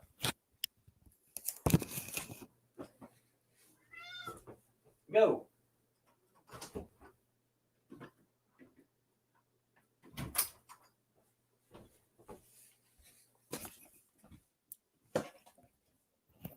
And we're back to a fresh new start. We're not drinking anything that has isoamyl in it. So we're not going to talk about isoamyl anymore. No more isoamyl or whatever. We're talking about nuts. From now on, we're talking about nuts.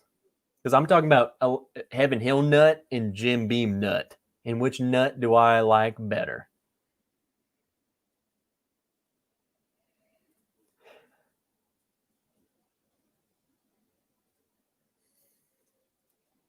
Dan L's just dropping too much knowledge. Barrels are oak trees, and they have nuts.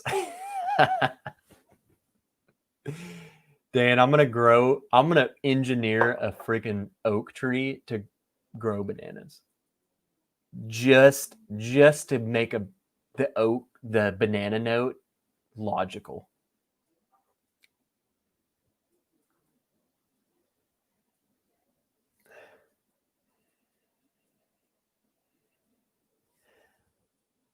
It is interesting though, like, Dan brings up a good point of like the science behind these notes that we smell and taste.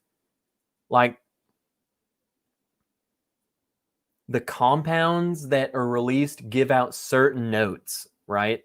And that's what we're smelling. And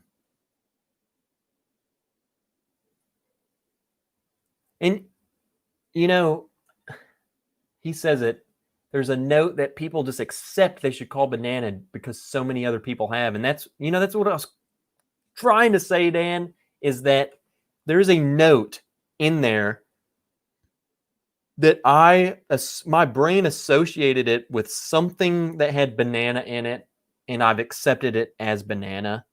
And, I feel like it's probably a lot of, especially people getting into this, we're all smelling the same thing.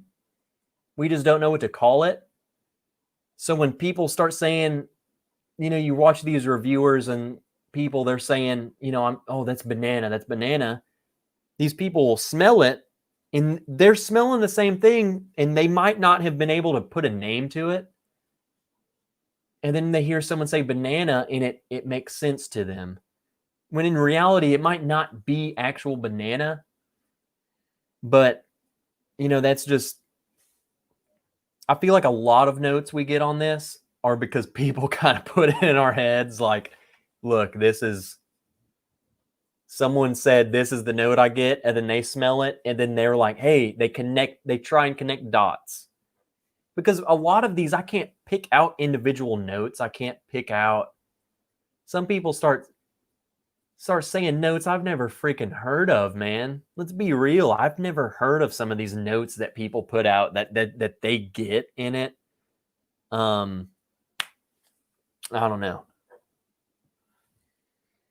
I just try and find something. And when someone says something right, or that sounds right to me, when someone says, wow, that tastes like a banana, or that tastes like nuts, and I smell it and I'm like, I can see that. Okay, that kind of makes sense. Then bam, all of a sudden your brain is just accustomed to that then. Wrench rants. There we go. I'm on a tangent again.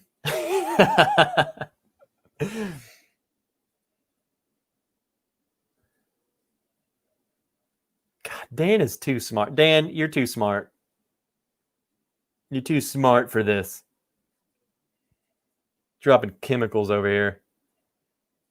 I'm still trying to figure out this Elijah Craig Barrel Proof in Knob Creek. We've been talking about this banana for way too long. Let's save the banana talk for the Old Forester episode, because that's going to be fun.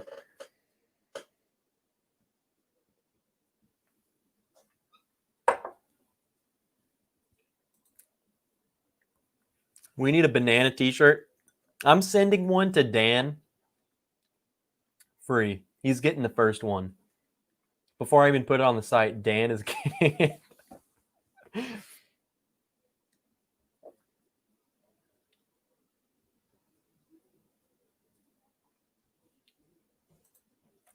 Elijah Craig Barrel Proof wins, Trev. I called it for you.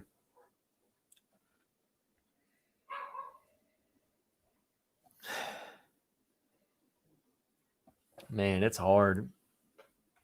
When you start putting your favorites up against each other, it starts getting really hard. Like, you smell them both and you're like, wow, I love this one. Wow, I love this one. You got to start nitpicking just to say which one's your favorite.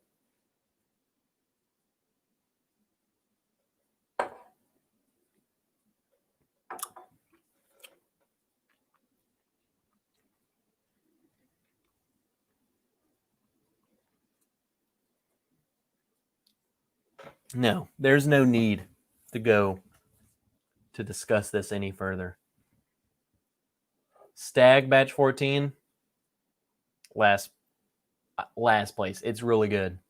Just compared to these two, these are my favorites. I didn't do this for the Staggs, but I'm doing it this time. Stagg, or the Knob Creek 15 store pick, and the Elijah Craig Barrel Proof C920, they're tied. And you know why I'm going to tie them? This is why I'm going to tie them. It's not that they're similar. It's not that they're confusing me. I just know that I love them both when I drink them. And I know that there are times I get in moods where I will prefer one over the other. There will be times that I say, I want Elijah Craig Barrel Proof. That's what I pick. There's going to be times where I say, I want Knob Creek. That's what I pick. They're in my top 3 favorites. I'm not going to pick a 1, 2, and 3 because it depends on the day. It depends on the mood. They're both freaking delicious. Honestly, if I had to pick on today, on my palate today, I would probably pick this Knob Creek 15 just because that's what I'm wanting right now. I'm just wanting to drink this Knob Creek 15. That's what I'm basing the winner of this one on. So technically, this Knob Creek wins tonight. Are you happy? The Knob Creek 15 store pick wins. This Elijah Craig C920, though, I mean, tomorrow will probably be what I want to drink. And guess what? It's going to be my favorite. Period. Hey, you know what? I'm going on strike, Matt. On strike. You know, I'm going to delete the entire Google spreadsheet. No more super tracking for you, brother. I'm just kidding. Josh Pence, this just in, Trev is nuts. Deal with it. Look, and William, Knob Creek single barrel is always the right choice. And look, guys, come on. You want Trev rant? This is a Trev rant. Palates, I mean, taste is so freaking different to everyone. If it wasn't, then there wouldn't be this many different bourbons, okay?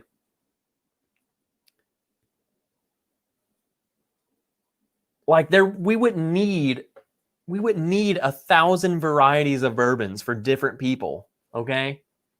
So just because a vast majority of people say A is better than B doesn't mean that there aren't people who say B is better than A. And I will stand by that forever. Forever. And come on, you guys, you know, if you love Knob Creek store picks as much as I do, and you love Elijah Craig Barrel Proof, you know that they're both delicious. Like, I'm not gonna pick. You're not gonna pick which one's better. They're both perfect.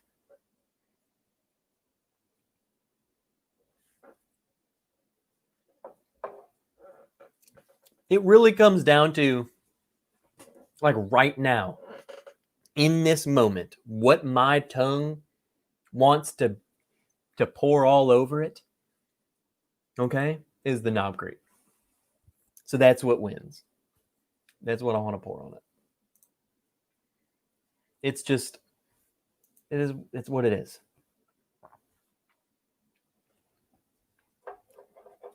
And that's the thing too. If you ask me just during the day, Knob Creek versus Elijah Craig Barrel Proof, go. I wouldn't be able to tell you. I would just be like, man, I love them both. I don't freaking know. I want to drink them both right now. I don't know. I can't get that deep into which one's better, man. They're both good. That's the thing. Let's throw another wrench in it. I picked both of these over the Stagg Jr. though. Definitely. How many of you in the chat choose Stagg Jr. over Elijah Craig Barrel Proof or over a really good Knob Creek pick? How many of you? Because hands down, Stagg Jr. is always kind of has fallen behind in that aspect. I'm always like, I love Stagg Jr., but it's never been a top contender. I almost, which I might actually consider putting a Russell store pick over Stagg Jr. In my palate, what I enjoy more, a good Russell's pick over Stagg Jr. I think, and here's the trend. If you notice a trend, if you look at all of those and compare it to the Stagg Jr., they're not. If you look at and compare it to a Knob Creek or an Elijah Craig, there's more similarity than the Stagg Jr. The Stagg Jr. is always the outlier. So it's like, to me, the Stagg Jr. is just the sweeter version, is the sweeter option to all of them. But I like that the dusty quality you get on the other ones. That's what I like. I love it. I love it a lot. And that's the thing. All our palates are different, man. Which is good. I'm glad that it's that way. Let's be honest. Elijah Craig barrel proof is 70. It's 60 here, which I'm blessed. Look at that. Old Man Joe Stagg is 60. Elijah Craig barrel proof is 100. I get Elijah Craig barrel proof on the shelf, $59.99, and I am lucky to get one bottle of Stagg Jr., and it's usually 70. But when I get it, it's 70, but it will be one bottle maybe. One bottle maybe. Elijah Craig barrel proof definitely for 60. Really like, I would put Russell's over Stagg Jr., and I really like the Stagg Jr. Never. Always. I forgot how I even asked that to even know what y'all are saying. Some people are saying I will never put the Stagg Jr. over those ones, and some of you are saying I will always put the Stagg Jr. over the other ones. I forgot how I even asked that. But whatever. I get it.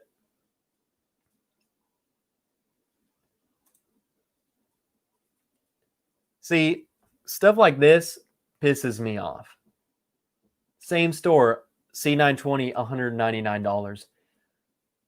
My local store, the same store that I've talked about having Weller 12 for $220, Elmer T. Lee for $299, Pappy for $1,500.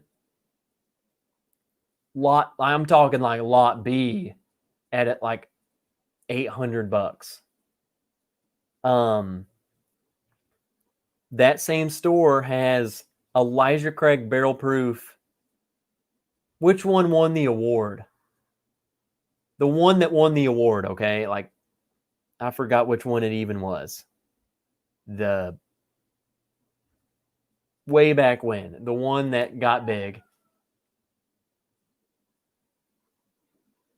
They have Elijah Craig barrel proof for $199 on the counter. Okay. What? Are you freaking kidding me? It's ridiculous. Hold on. I'll let the cat out. I gotta let him in.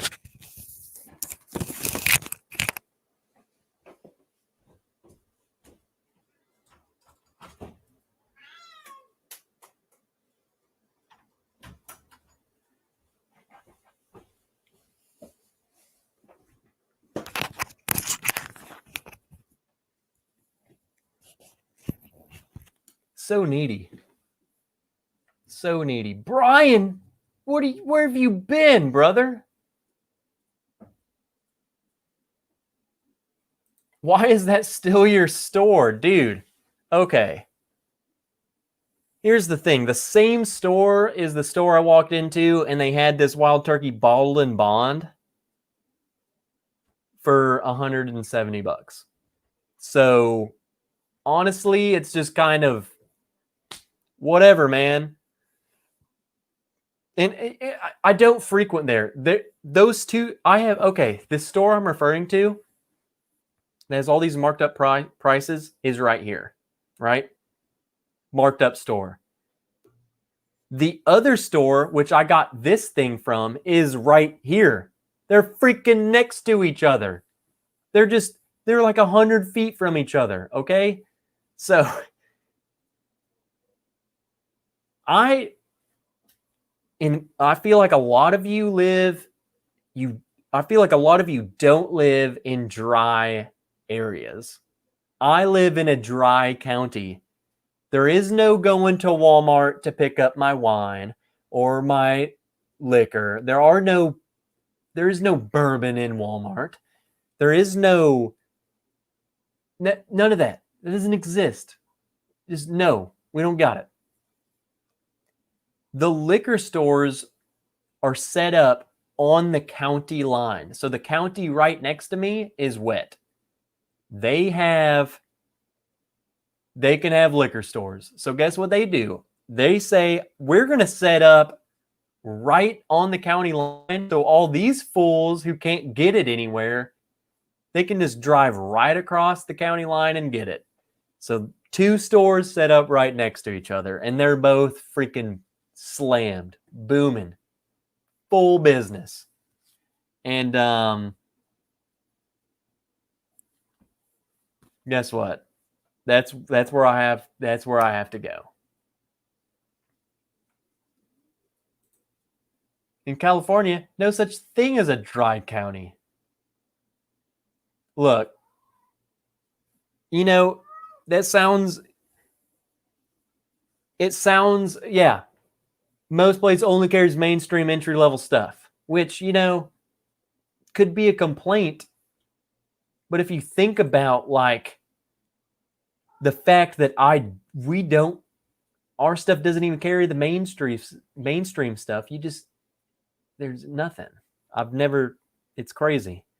Like when I go down to visit my friend in Louisiana, you go in Walmart, they just have a whole section of alcohol. It's crazy to me. When I see it, when I go into Walmart, there is no liquor aisle. There's no wine aisle or whatever aisle. We have mixers. We have a mixer aisle. You can buy mixers, but there's no alcohol. This is not a thing. You have to go to the liquor store to get your liquor, okay? Which is 15 minutes up the road in the next county. Yeah, it blows my mind too. I don't get it. And okay, here's another thing. When I say dry county, I'm only referring to the sale of bottles. I can go to a restaurant in my city and order drinks. Okay? I could go to the movies and order beer. But you can't go to Walmart or any grocery store and buy alcohol. Like, what is that? Why is that? Can we talk about that for a second? That's what we're dealing with here, people. Don't understand. I don't know. Do you know? I don't.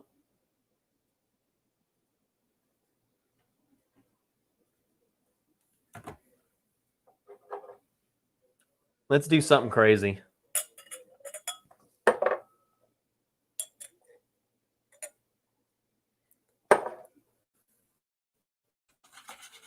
Just because the Schlammer is kicking in, I'm going well into double overtime. I've been at this since 7, and it's 10. 3 hours I've been doing this. Patreon got their hour, and now we're on hour 2 1/4. So we'll wrap it up here in a bit, but let's just blend all 3 of these. So this is a ECBP KC SJB 1-4. That's what we got. This is just the, you know what? Screw it. Belinda Gedden 21 starts here.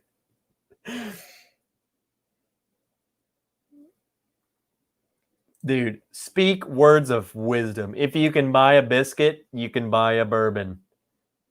Dude, I don't, come on, people. Why? Why? It blows my mind. I'm talking these liquor stores. There's a road. It's the access road to the freeway, okay? I want to set this picture up in your mind. You drive down the access road. Business, business, business. There's a sign, and it says the next county. As soon as you pass that sign, the next freaking left are the liquor stores. Why on earth does the city that I live in, why do they say, you know what? We don't want that revenue. We want all of our citizens to drive 10 feet into the next county and give them all of that, all of the tax, all of this stuff we could be getting. Let's just give it to them. It's 10 feet, okay? You can't even tell that you're in the next county. You're just on the same road. Why? You can't do that in Walmart. Are you crazy? You want to buy your alcohol at Walmart? No. You need to drive down the road and buy it at that store. You sinner. Come on. Crazy. Jason, how dry is your county? I remember as a kid in some dry counties, you couldn't buy alcohol at restaurants on Sundays. I don't know about restaurants because honestly, I don't frequent restaurants. I think you can buy alcohol in restaurants on Sunday. The liquor stores are closed on Sunday. I don't know if that's a rule about that, but the liquor stores are closed on Sunday. I feel like I could go to a restaurant and still buy alcohol on Sunday, though. But the liquor stores are definitely closed.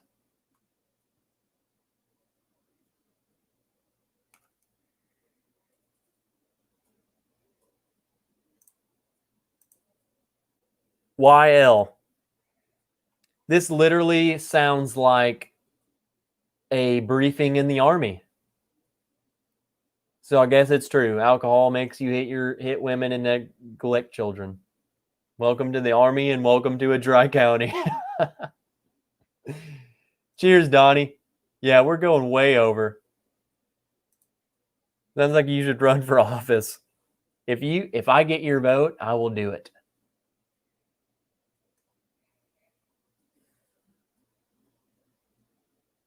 My college town shut down completely on Sundays except for McDonald's. No, everything's open. And I'm in Arkansas. Southern Baptist to the core. Okay? We have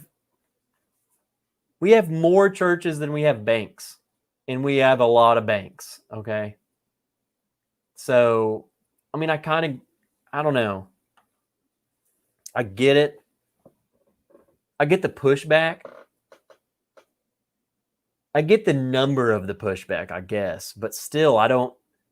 When the movie theater in my town, we have one movie theater. It's just like it's been there for since this town was like 2,000 people. They wanted to serve alcohol there, and people lost their freaking minds. I mean, people were like, I refuse to take my children to a movie theater that sells alcohol. Like, they were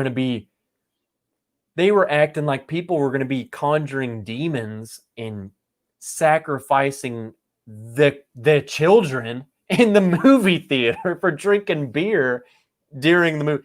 You really think I'm going to get lit, drunk out of my mind on movie theater beer? You think I'm going to spend $8 for one beer and I'm going to have 5 of them? Get out of here. Not going to do it.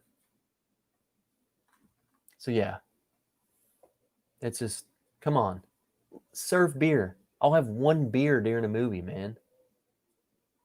Julie L, good night, everyone. Yeah, we're getting there. We're getting there. I have an early morning too, so I've went way longer than I even planned. So if you feel lucky, people.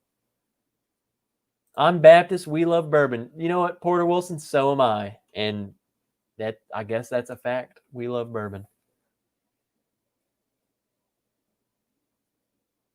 So if Julie's going, Dan's going. Dan, I love you. And I love banana notes.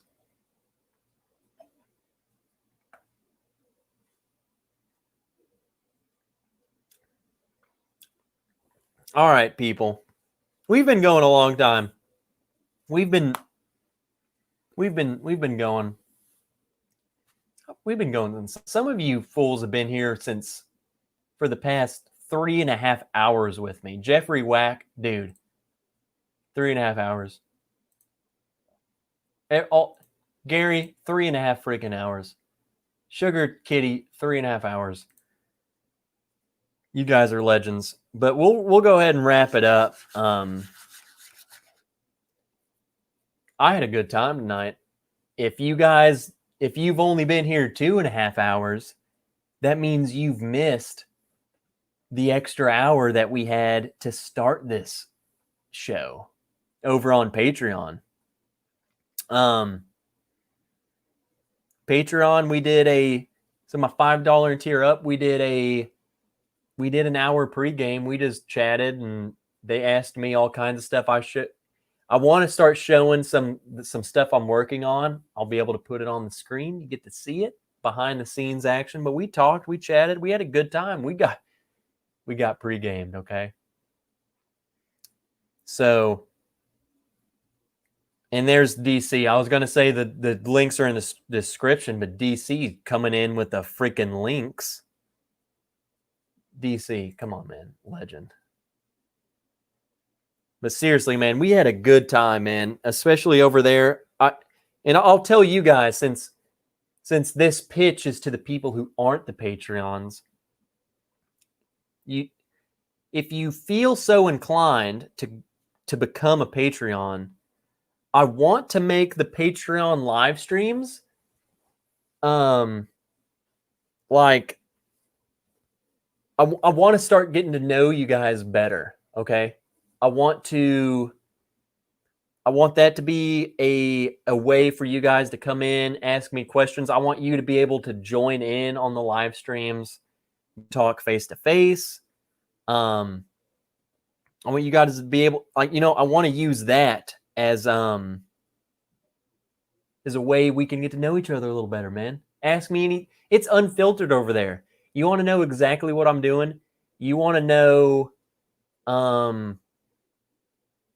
if you want to know what I'm working, if you want to see a raw Photoshop image, I will show you. Like that is my uncut place. Okay. So that's how I want to make it anyway. And Caitlin, I did it for $5. On Patreon, it says 10. I think I'm going to kind of rearrange everything. Tonight's Patreon was $5 and up. And I think that'll be a good place for the Patreon lives. And I'll rearrange the rewards, but I think that's what it'll be. The $5 and up will kind of be, you get the lives. And I'll do more of them. Tonight was the first one, and I thought it was fun. At first, it was kind of slow getting into it, but man, it ramped up, and we were off and racing. So, but what else? Closing. Like I said, the Teespring shirts, man, there are so many freaking options over there. I've been working on them. I'm gonna make more this weekend. Like every weekend, I'm just making new designs. So, keep checking them out. And when I make new ones, I'll be sure to say like, hey, I got new logos, because I feel like it'll be pretty regular. We got new logos. So, there's that. Check out the Teespring. It supports me. Seriously, the support from Patreon and the Teesprings, man, it's honestly been overwhelming, and I cannot thank you guys enough. I feel like it's only going to make this better. If you like what you're seeing, I feel like it will only get better. That's what I'm saying. So be sure, if you want to be in on the Patreon, check it out. If not, it's fine. I love hanging out with you guys here, and that's why I do this over here so long too.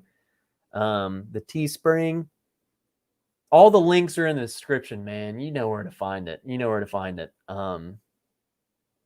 And like I said too, if you have merch ideas, man, if you say, hey, I want, and I'm talking, you can be specific. If you say words, I can put word. If you want it to say blah, blah, blah, bourbon is good, whatever, we can make it.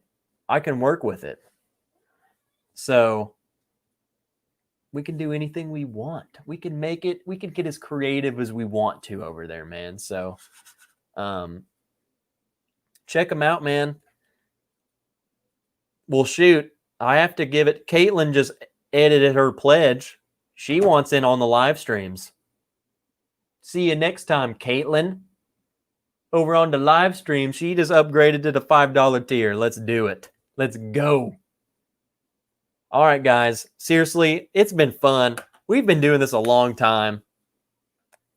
I've had a good night. I've had a lot of good stuff to drink. So I'm gonna have to go drink some water and relax a little bit. If you need to find me anyway, like I keep dragging this out, man. Email is in the description. Patreon, message me. Instagram, Trev_Wilson. Message me. Let me know your ideas. Chat with me. Whatever you want to do, man. I'm replying to all you fools. My Patreon, I'm replying to all you fools. I'm just whatever any suggestions that you, especially my Patreons, anything you want to see in Patreon, message me on there. Let me know. Say, I want to see more lenses. I want to see more of this. I want to see more of that. I want this. I want that. I want to support you guys the way you're supporting me. So just anything you want, man, just message me. I'll always get back to you in a timely manner. All right. With that, all of that out of the way, until next time, important. The next time you see me might be Sunday. It's Bourbon Night is not going live. So you might see me live during their hour. So like 7 p.m. Central on Sunday. You might see me. And I say that because it's my mother's birthday this weekend. Everyone, let's just say, happy birthday, Mama Wrench, in advance. But it's her birthday, so depending on what we do, might not go live, but I might see you guys then. If not, be sure to, the subscribe and bell notification. You know when you'll see me next. Blah, blah, blah. All right, guys. Until the next time I see you, cheers, my friends. Have a good night. Drink some water. I need some water. You probably need some water. Whoa. Tony G. But wait, there's more. All right, guys. Cheers. I love you guys. Thank you for supporting me. See you in the next one. See you in the next live stream. See you freaking everywhere. I'm out. I'm done. I could keep going. I could hit the end button, or I could keep talking. I could see how many people are waiting for me to end. I watch the number go down, but it never goes down to 0. So there's no telling how long you wait. I could just keep psyching you out, and people keep staying. You never know when I'm gonna end the stream. Scary Peeper's still here. Jeffrey Wack, let's keep going. People are leaving. Jeffrey Wack's still here. Dan's still here. Gary Franchi's still here. Caitlin's still here. Richie Z's still here. All right, guys, cheers. See you next time. Old Man Joe's still sipping. I'm still here. More people are leaving, but these guys are still here. Screw it. Just do another hour. Says Kevin. More people keep dropping. We'll see. Cheers, guys. See you next time. But here I am. Bubble Bath Bourbon's still here. Last time I stayed around like this, blackout bill. Scary people, we're ending. I just don't know when. You have another 30 minutes until midnight Eastern time. I can't go another 30 minutes. I have something to do in the morning. But you don't know when I'm going to end. Mike Franklin, it's only 8:30 there. What the heck, dude? ADHD Wisdom, keep it going. I'm awake now. Don't go. Julie L, what do you mean you're awake now? You were asleep, but now you're awake? You just drink a Red Bull? All right, guys, for real, though. I'm out of here. Cheers.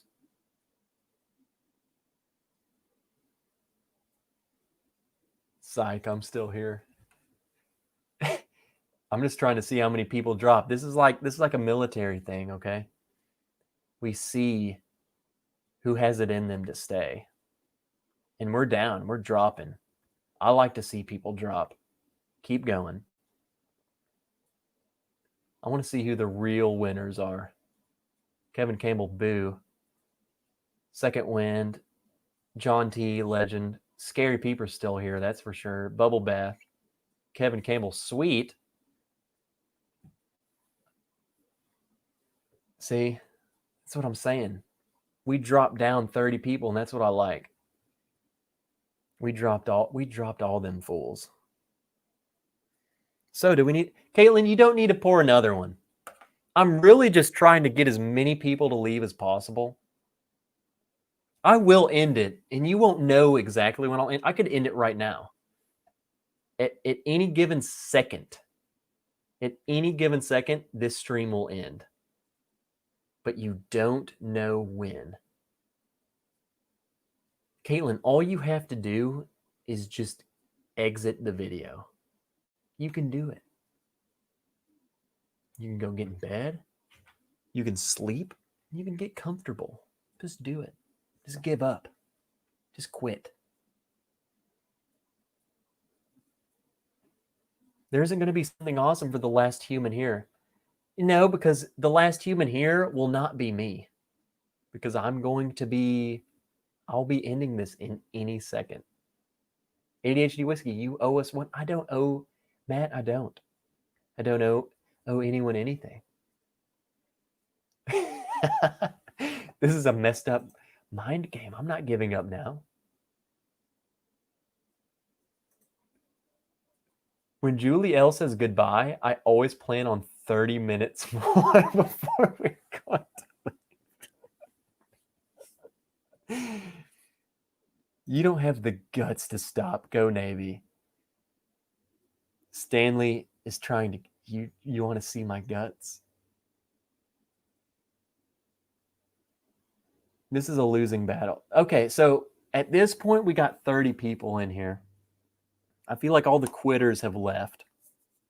All the real fans are still here. And that's what I want. You know what? I won't even go there. I'm just ending it. See you guys next time. Catch you in the next one.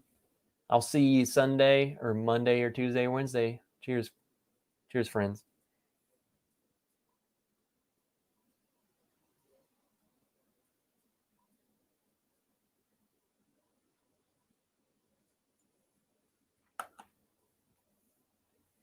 Did I get anyone?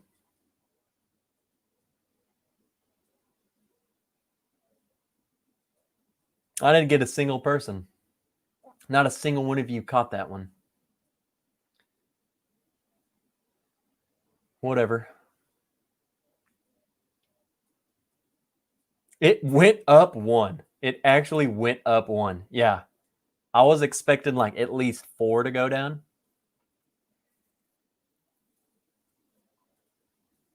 You need a loading graphic overlay.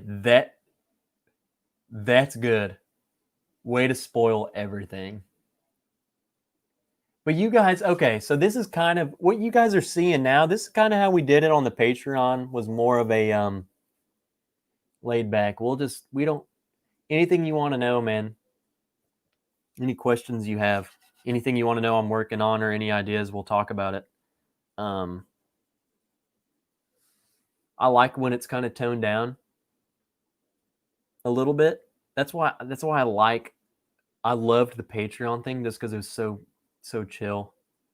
Now that we got all the simpletons out of here, all the quitters, they went and rang the bell. Ding, ding, ding. I want out of here. Not you. Not all you legends.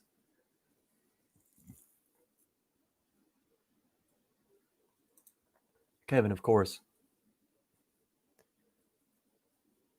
Which I do have it. It wasn't a lie. I do have an early morning. I'm actually, so I'm on, I don't know if any of you, I won't even go there. Don't worry about it. I have an activity tomorrow. I play sports.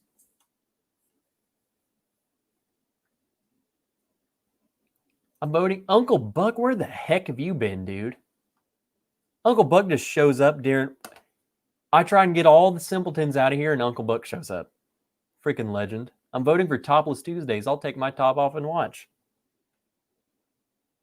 I'll do it. It's Balkan season, though. I just started. Uncle Buck, man. I've been on a diet for literally all summer, and now I'm finally on a bulk. So my calories have been shooting through the roof. I'm planning on putting on like 20 pounds over the course of the holidays. So let's do it. Let's get freaking jacked. Scary Peeper, I'm pouring Freshie. You do you, man, but I could end it any second. Okay. Show up at closing time to see what's baking. Yeah, Juliet, we're... What? I tried to click on Julie L. Are you friggin' kidding me? We are diehard Wrenchies.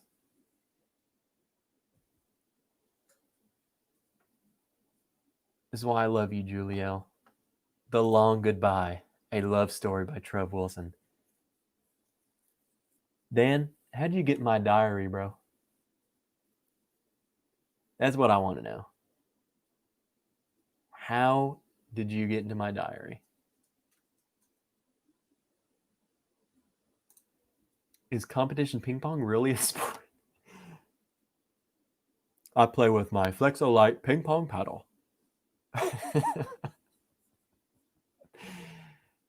No, okay. So all of you all are legends here. We can talk about whatever we want to talk about here. And it's going to sound totally nerdy. But come on, you collect whiskey. You're all freaking nerds. I play airsoft competitively. Airsoft, paintball, but with BBs. Okay. And that's what I do. And we get together twice a month. Quite a few people. I get to play Army, and it brings me back to the good old days, and I get to shoot people with plastic BBs. So that's what I do. And that's what I do. Uh-oh. Mag-fed paintball over airsoft unless you're running real cat mags. Okay, man.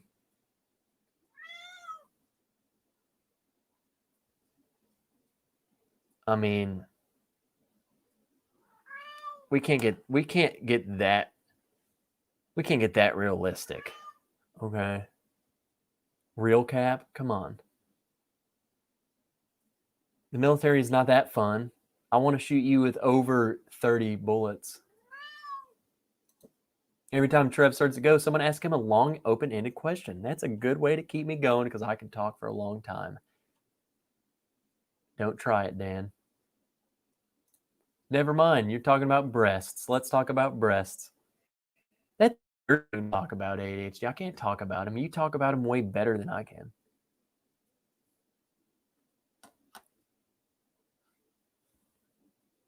Why not paintball then? I love the realism of airsoft. If you see my airsoft gun, you wouldn't even tell that it's an airsoft gun. You would think it's just a real gun, period. That's just how it's going to be. That's why I like it. Everything about it's more realistic. But then again, I don't know about air or paintball. I don't know how realistic their guns can get, but it doesn't. My cat's hair is everywhere. Caitlin, COD multiplayer Warzone, period. Hands down. Do you even need an explanation, Caitlin?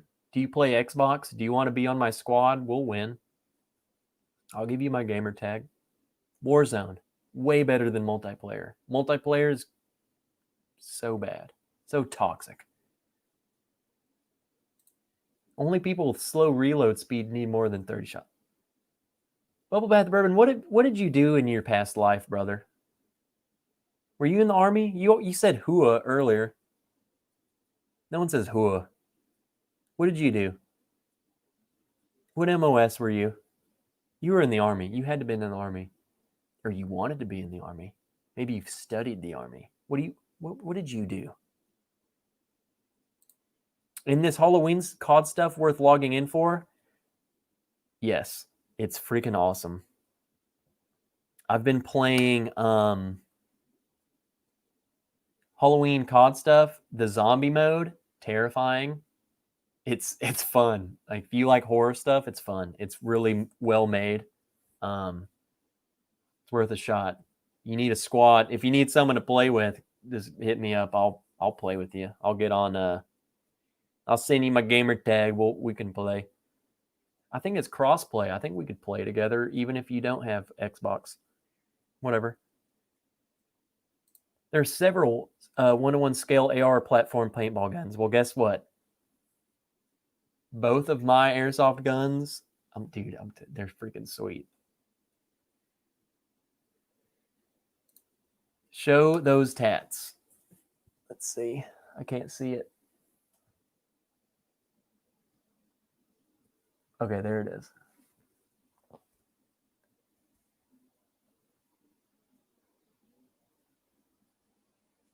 Trying to get it to where it's nice and straight so you can see it. This is the only one I have. I got it done when I was in Germany. A dude who didn't speak any English did this. So it's amazing that it even came out the way it did. And it's for my brother, passed away on September 15th, 2006. So I was 11. Yeah, go ahead and talk about how young I was, but 2006, I was 11. And that's the only tattoo I've wanted to get.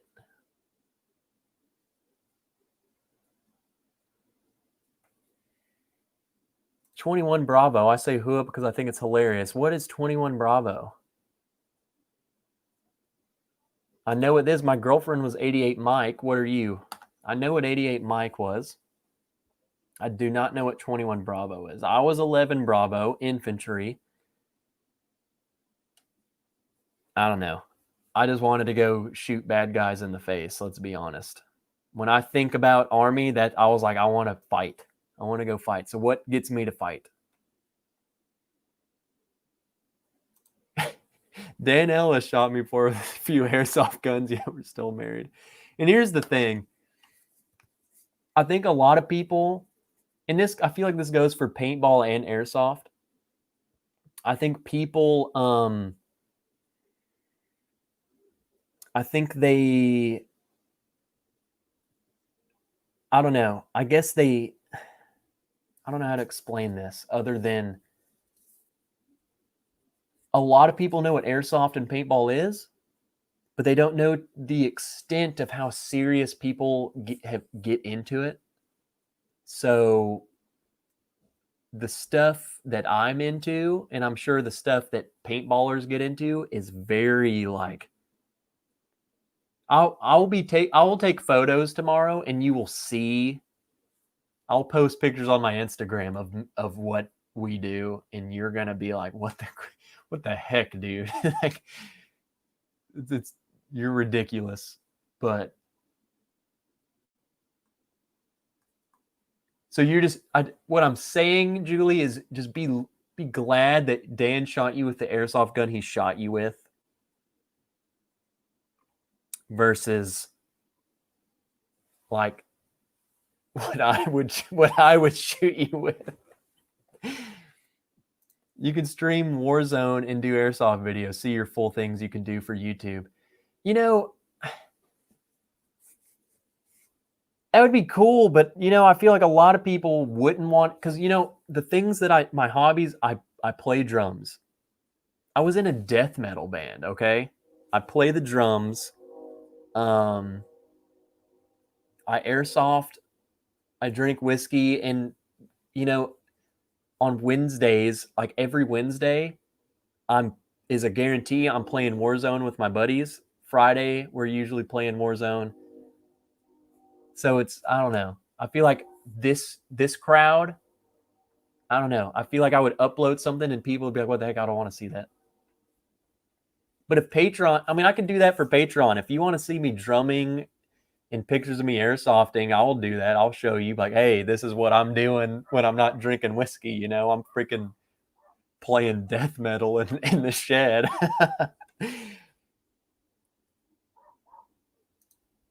Yeah, Kevin, I'm waking up early to go shoot people with plastic BBs, and here I am. Holy crap, you were young. Yeah, I'm 25, Tony. I joined the Army. I was 17, brother. So I've done all this stuff before I was graduated with college. I'd done the Army, went to college, and I'm 23 at the time. Kind of all happened just real quick, and I was, okay, do a lens tomorrow. Do a lens of what? Which one? What do you want to see a lens of? I'll do lenses. I'll do lenses tomorrow. I'll show you what's going on. Yeah, what's everyone's hobbies? What do you guys do? I mean, I'm shooting people with plastic BBs, I'm banging the drums, and I'm drinking alcohol. Yeah, Uncle Buck, yeah. Okay, so Uncle Buck, you were the one, you were messaging me, and Uncle Buck talk quite often. He likes to know a little more about me. And if you guys like knowing this personal stuff, I'll do it. I'll give you personal stuff. I'll tell you what I'm all about.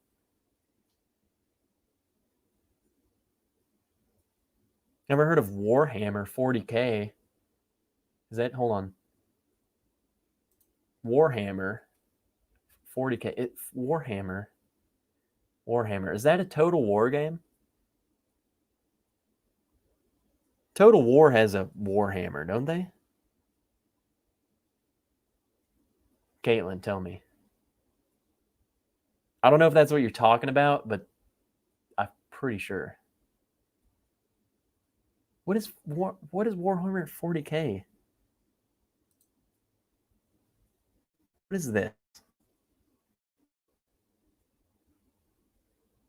Oh, yes, it's okay. It's an extension of the tabletop. I don't know the tabletop game. I only know the Total War Warhammer. I knew it came from something else, but like I didn't know what, to be honest. I just knew that the Warhammer Total War came from something else. So I only know the Total War game, which is freaking awesome. Uh-oh, Stanley Wagner Jr. Can't wait to see Meshuggah cover Bleed. Okay, to be honest, like, I can play the beat. I could play bleed. The double bass pattern is not difficult. What's difficult is the fact that the dude literally plays the same thing the entire freaking song. So the fact that he just keeps doing the the whole time, you can't, dude, that's hard. The stamina to play that song is hard. Okay? Let's be real. That's very difficult. I could try it, but I don't. Your calves start burning, your forearms start burning, dude. Wait, are you a drummer too, dude? Kevin Campbell. I've been in 2 bands. I might, you know what I might do on a Patreon only live stream? I might show you guys some of my band songs. That's a good incentive. You want to see some of my band? You want to hear me playing you want to hear recorded me? I'll do it. If you go to my Instagram, if you follow my Instagram, shoot, even if you just want me to message you, I messaged Dan L the other day. I played a song on the drums and I sent it to him just because I knew he liked that band. But on my Instagram, I have a video of me playing the drums. It's like the last thing I've posted. I don't post often there, but Trev_Wilson. Recently I've been posting a lot of stories on there of me playing the drums. I might just start uploading them a little more. Austin Feltz requested to follow me. You're still in here. You can check that out.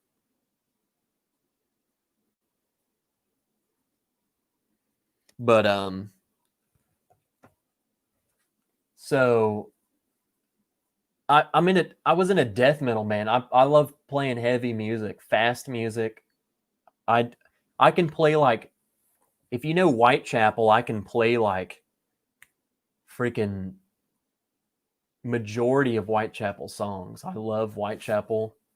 If you know Carnifex, they're a deathcore band, and I can play quite a few of their songs. Love their stuff. The Devil Wears Prada, I can play quite a few of their songs. I can play all kinds of stuff. Can you play Deftones? I don't know any Deftones personally. I mean, I could learn it. Do you have a favorite Slayer tune? Mine is Crypts of Eternity from 1985. I mean, I don't want to be the stereotypical dude, but Raining Blood is freaking.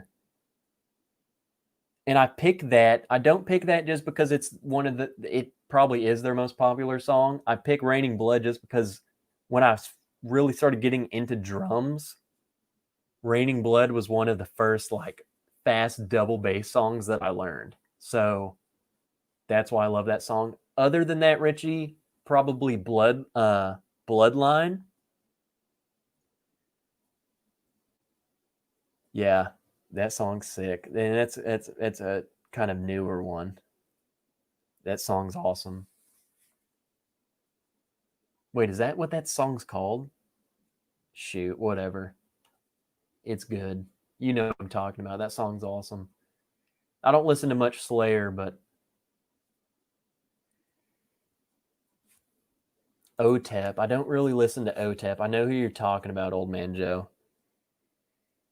But I'm not that familiar with them.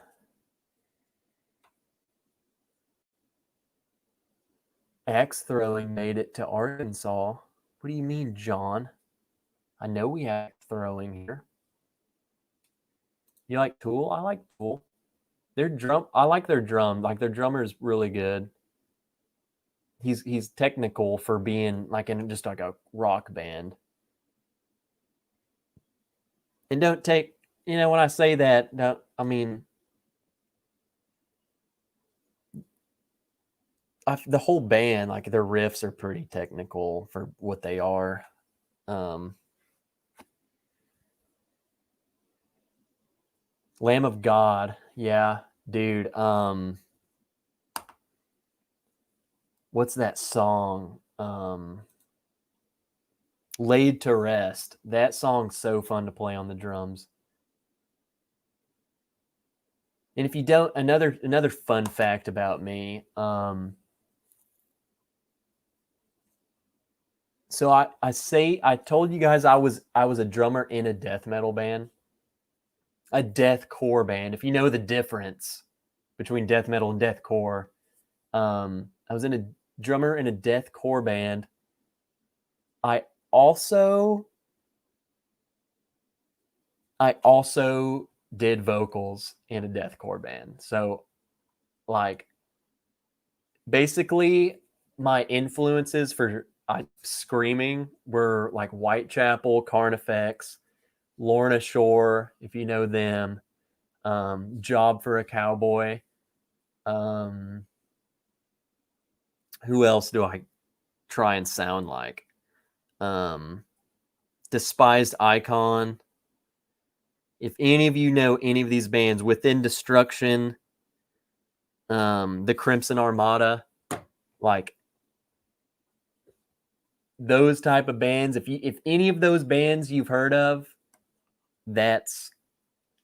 I was a screamer in a band. I still actively do it, like just on my own, and I drum. Love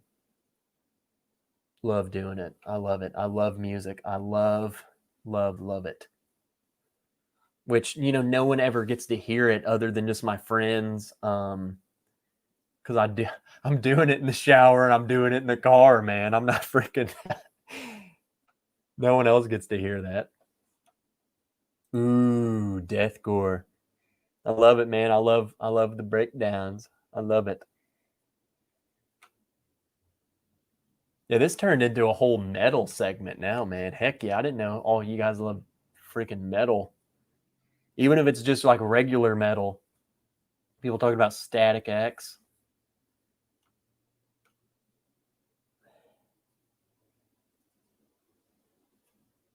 Yeah, we'll get some more people out of here. Let's talk about death metal.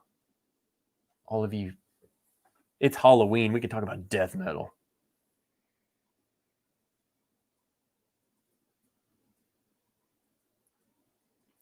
Holy moly, I just threw some of that out of the glass.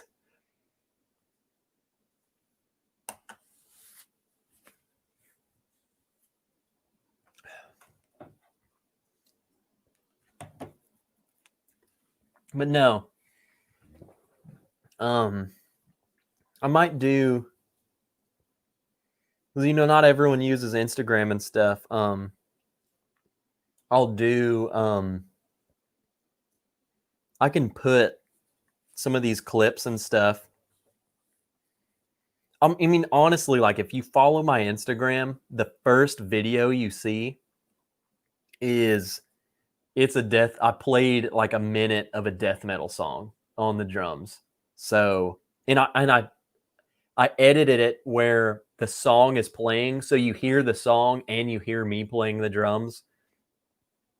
So it's more than just me beating the note. Like you can hear the song, you can hear me playing along with the song. I thought it was freaking awesome. That's why I posted it. It took me like all day to learn it. I'm like, I gotta post this. This is so cool. But I'll do that. I can put that on Patreon too. Make clips if you're interested in that. I don't know what you're interested in. I mean, and that's why I like Patreon. You're paying me, man. Like, if you want to see that, just tell me. I'll let you see it. If Dan starts playing torture music on our back porch, I'm blaming you for ruining it. Julie, I was thinking about this. So Dan and I talked about The Devil Wears Prada. I went and learned part of it. I learned a song of The Devil Wears Prada, and I made a video clip of me playing it to to the song and I sent it to Dan. And he was like, dude, I honestly haven't listened to this music since me and you started talking about it.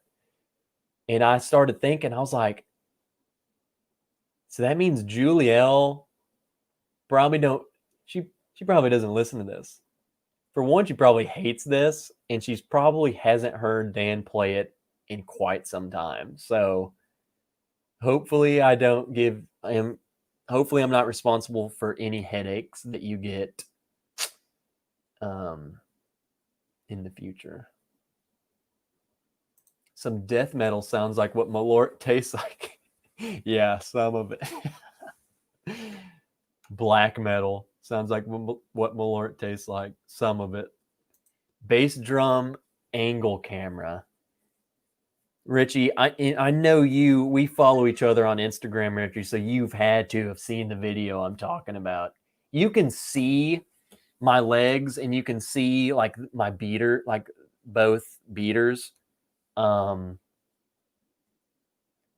That'd be cool if I played some like really fast death metal and just put a camera down by like my foot pedal, or technical, just some stuff that has some weird tempos and stuff. That'd be cool. I feel like Richie would enjoy that. Richie and Dan.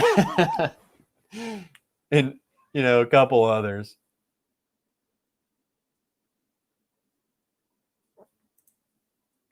I hear Dan play it all the time. No, I hate it. It makes my head hurt and throat sympathy. So here's the thing.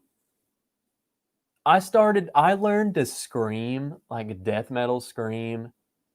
I'm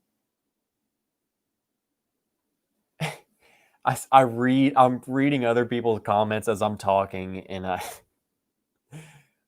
I'll get to it.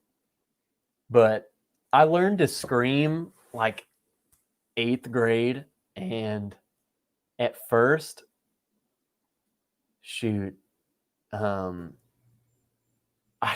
careful. I'm reading the comments. I'm careful with what I'm saying. It hurt. At first, it hurt. Like I didn't. At first, it hurt, and then it felt good. Yeah, I'll go ahead and say it. At first, it hurt to scream. It hurt my vocal cords to scream. But once I learned the technique and learned how to do it, come on, guys. All of this is bad. Once I learned the technique to scream without hurting my vocal cords, I can do it. And then, this is bad. I hate you all. Screw off.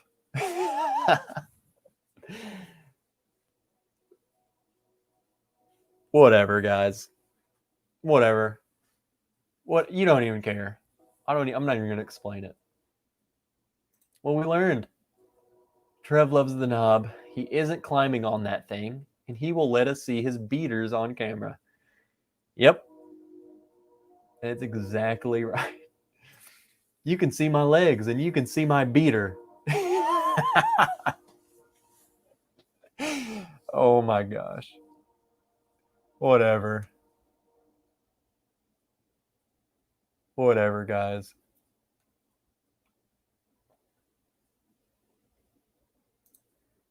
I always wanted the opportunity to talk to someone who was at Woodstock and their experience there. Are there any live books? Can't think of genre technically on the topic. I couldn't tell you. I mean, come on, there's got to be something on it, because I know what you're talking about. Like, that's the golden era of just freaking hippies and rock and roll, man.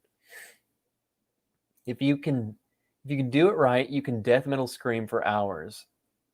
So Bubble Bath Bourbon, gosh dang it, you understand. You're the one person I'm talking to when I'm talking about screaming, okay?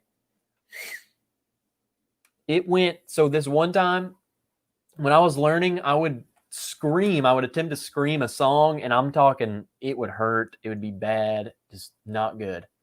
And this one day, I screamed the song, and it's like riding a bike.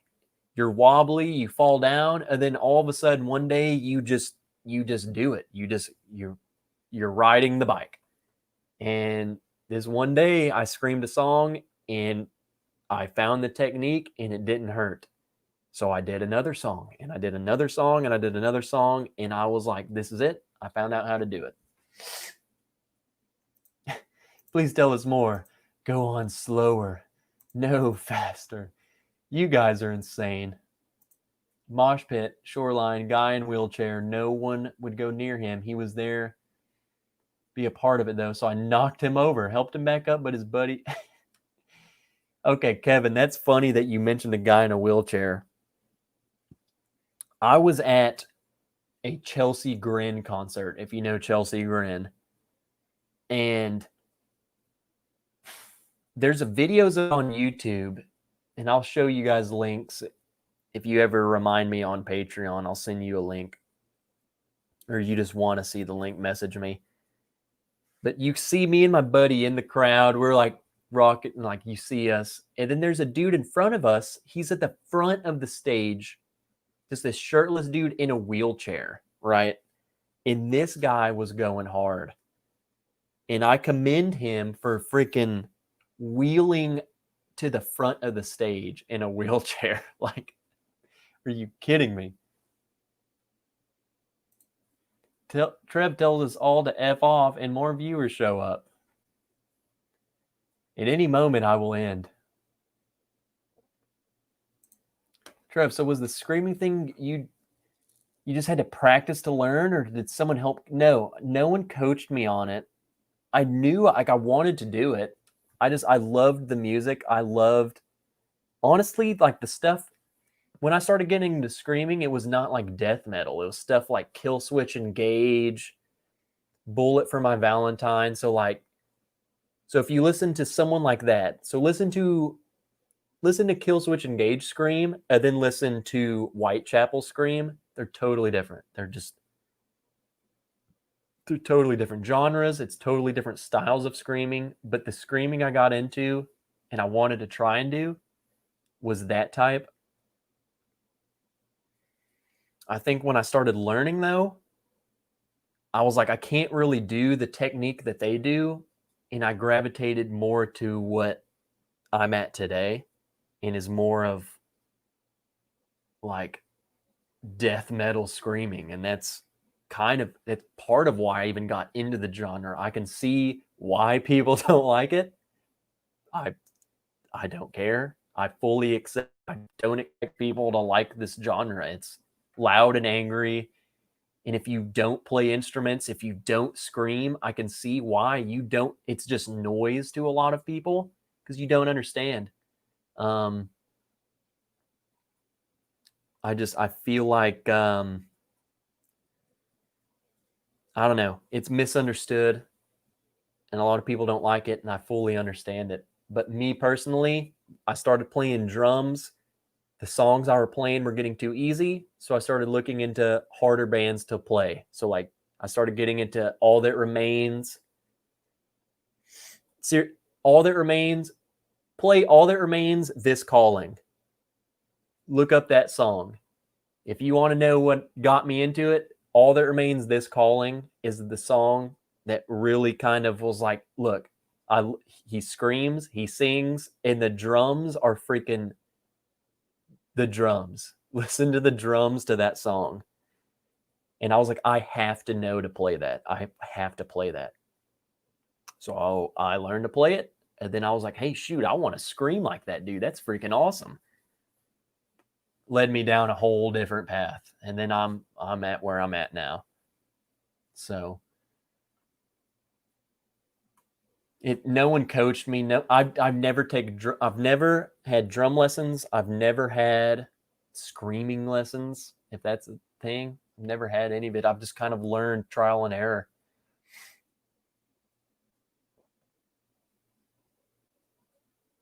JG just subscribed. About freaking time, brother. You found the cool crew somehow. I don't know how you ended up over here, but here you are. Bubble Bath, This Calling, dude.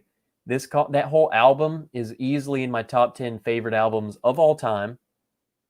For one, but This Calling was the song, and I still playing that song on the drums is so fun. Born of Osiris, yes, freaking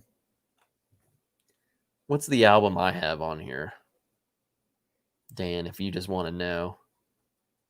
I love Discovery, but Tomorrow We Die Alive. That album, done. Imaginary Condition, Vengeance, those two songs, done. Out. Best. Freaking amazing. I mean, you want technical guitar riffs? I feel like Born of Osiris's vocals are kind of one-noted, and maybe that's, I'm not the biggest fan of his screams. I like them, they're good. They're not my favorite, but the guitar work and the out of this world. Music's like whiskey. Everybody's taste is different, and that's true. I mean, I don't know. People, and I don't want to say, and maybe it's just because I'm a musician that I'm kind of more. See, that makes me sound douchey. Let's be honest. I was gonna say being a musician makes me more open-minded to things, but I think I only say that just because I was more open to the heavier stuff that people just, oh, that's just noise. That's no talent. He's just screaming noise. Like, so that's why I say that. But no, I like some country music, like Morgan Wallen, man. I freaking love that guy. Whiskey Glasses, come on. I'll sing every word to that. But no, as a music, I think it's when I became more involved in music is when I started appreciating country music more and stuff like that. I started, I was like, country sucks, but I think the more I got into it, the more I could appreciate other genres, even though maybe it wasn't my favorite. I could appreciate, the instruments and the song composure, especially when I started making music myself. I was able to, I could appreciate what they did more. So,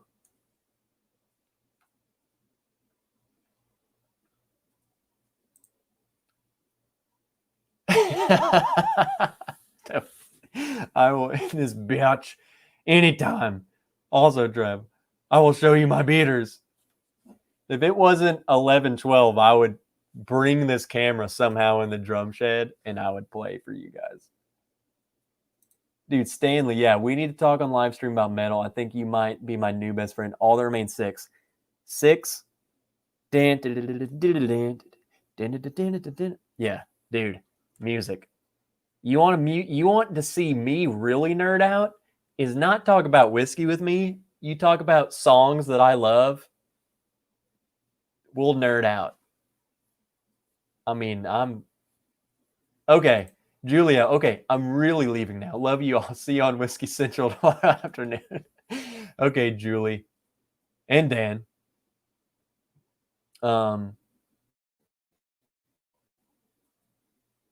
I will see you. And I saw Dan comment something. Have you heard Punisher by Veil of Maya? That part where they included the YouTube making fun of them. You guys are all about to witness a revelation. I'm just going to Google this. You guys are all about to witness a revelation. I'm just going to Google this. Whoa. Okay, Dan, I will tell you right now, no, I haven't, because, and I got so intrigued at that comment because Veil of Maya, their last 2 albums are the 2 albums that really got me into them. Okay, so shoot, what are those albums? So what are those called? False Idol and Matriarch are the 2 Veil of Maya albums that really got me into them. False Idol, another album in my top 10 of favorite all-time albums. Veil of Maya, so freaking good. But I need to go listen to that, Dan, just because I love Veil of Maya. I haven't really listened to their old stuff. You need a drum cam. Okay, we'll do it, Emily. Drum cam coming up. As much as I want to keep talking metal, what's the most you spent on a bottle?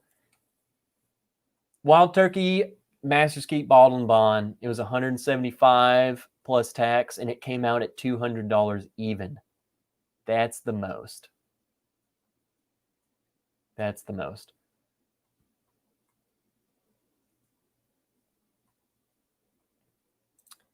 Who's the best female extreme metal singer? My favorite, and I only say this because of this specific song. Hold on, I gotta. What's her name?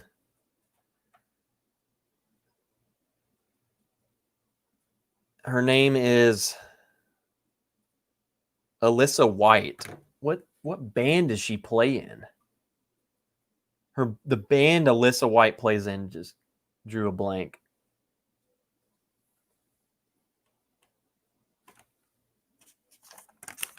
It's on the tip of my tongue.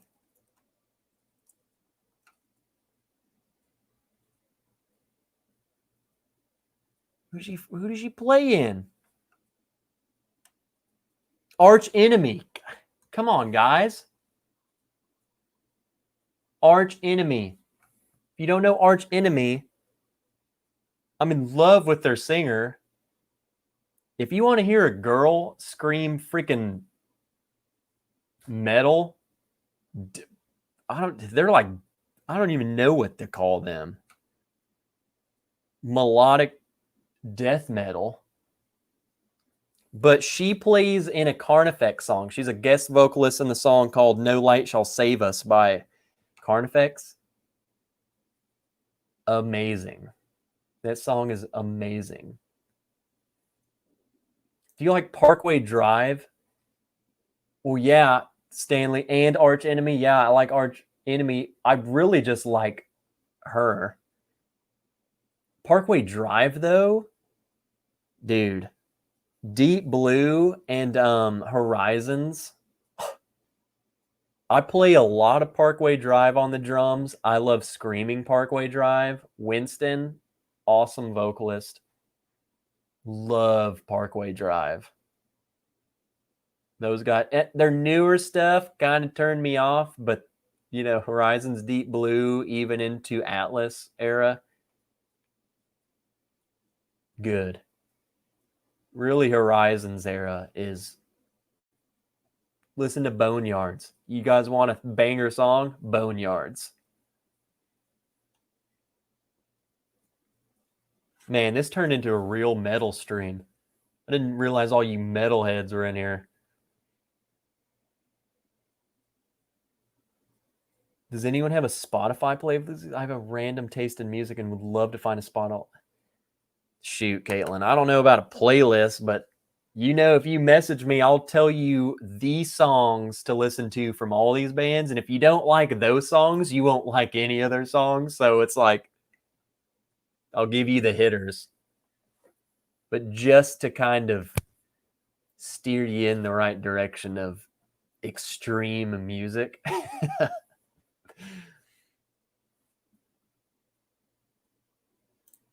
All right, Emily.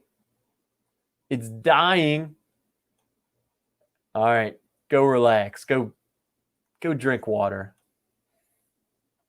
We all need to drink water.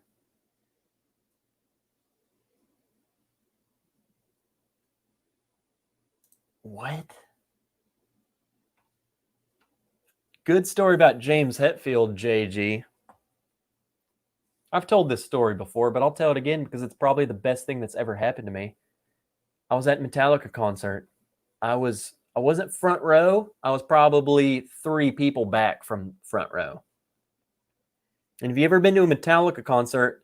Them fools have like 20 microphones around the stage.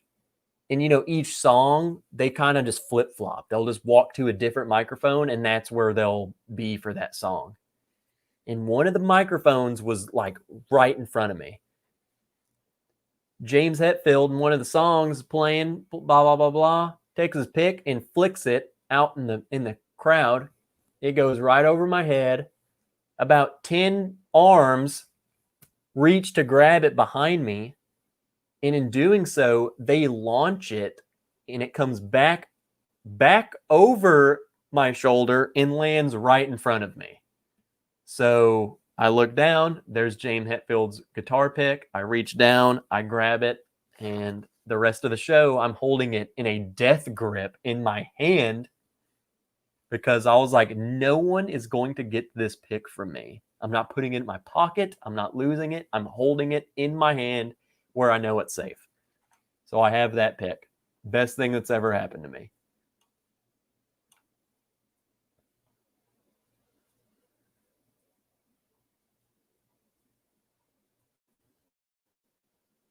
I forgot. I'm drinking a blend. I'm sitting here trying to pick out what this is, and I'm like, the heck am I drinking? I forgot I blended everything together.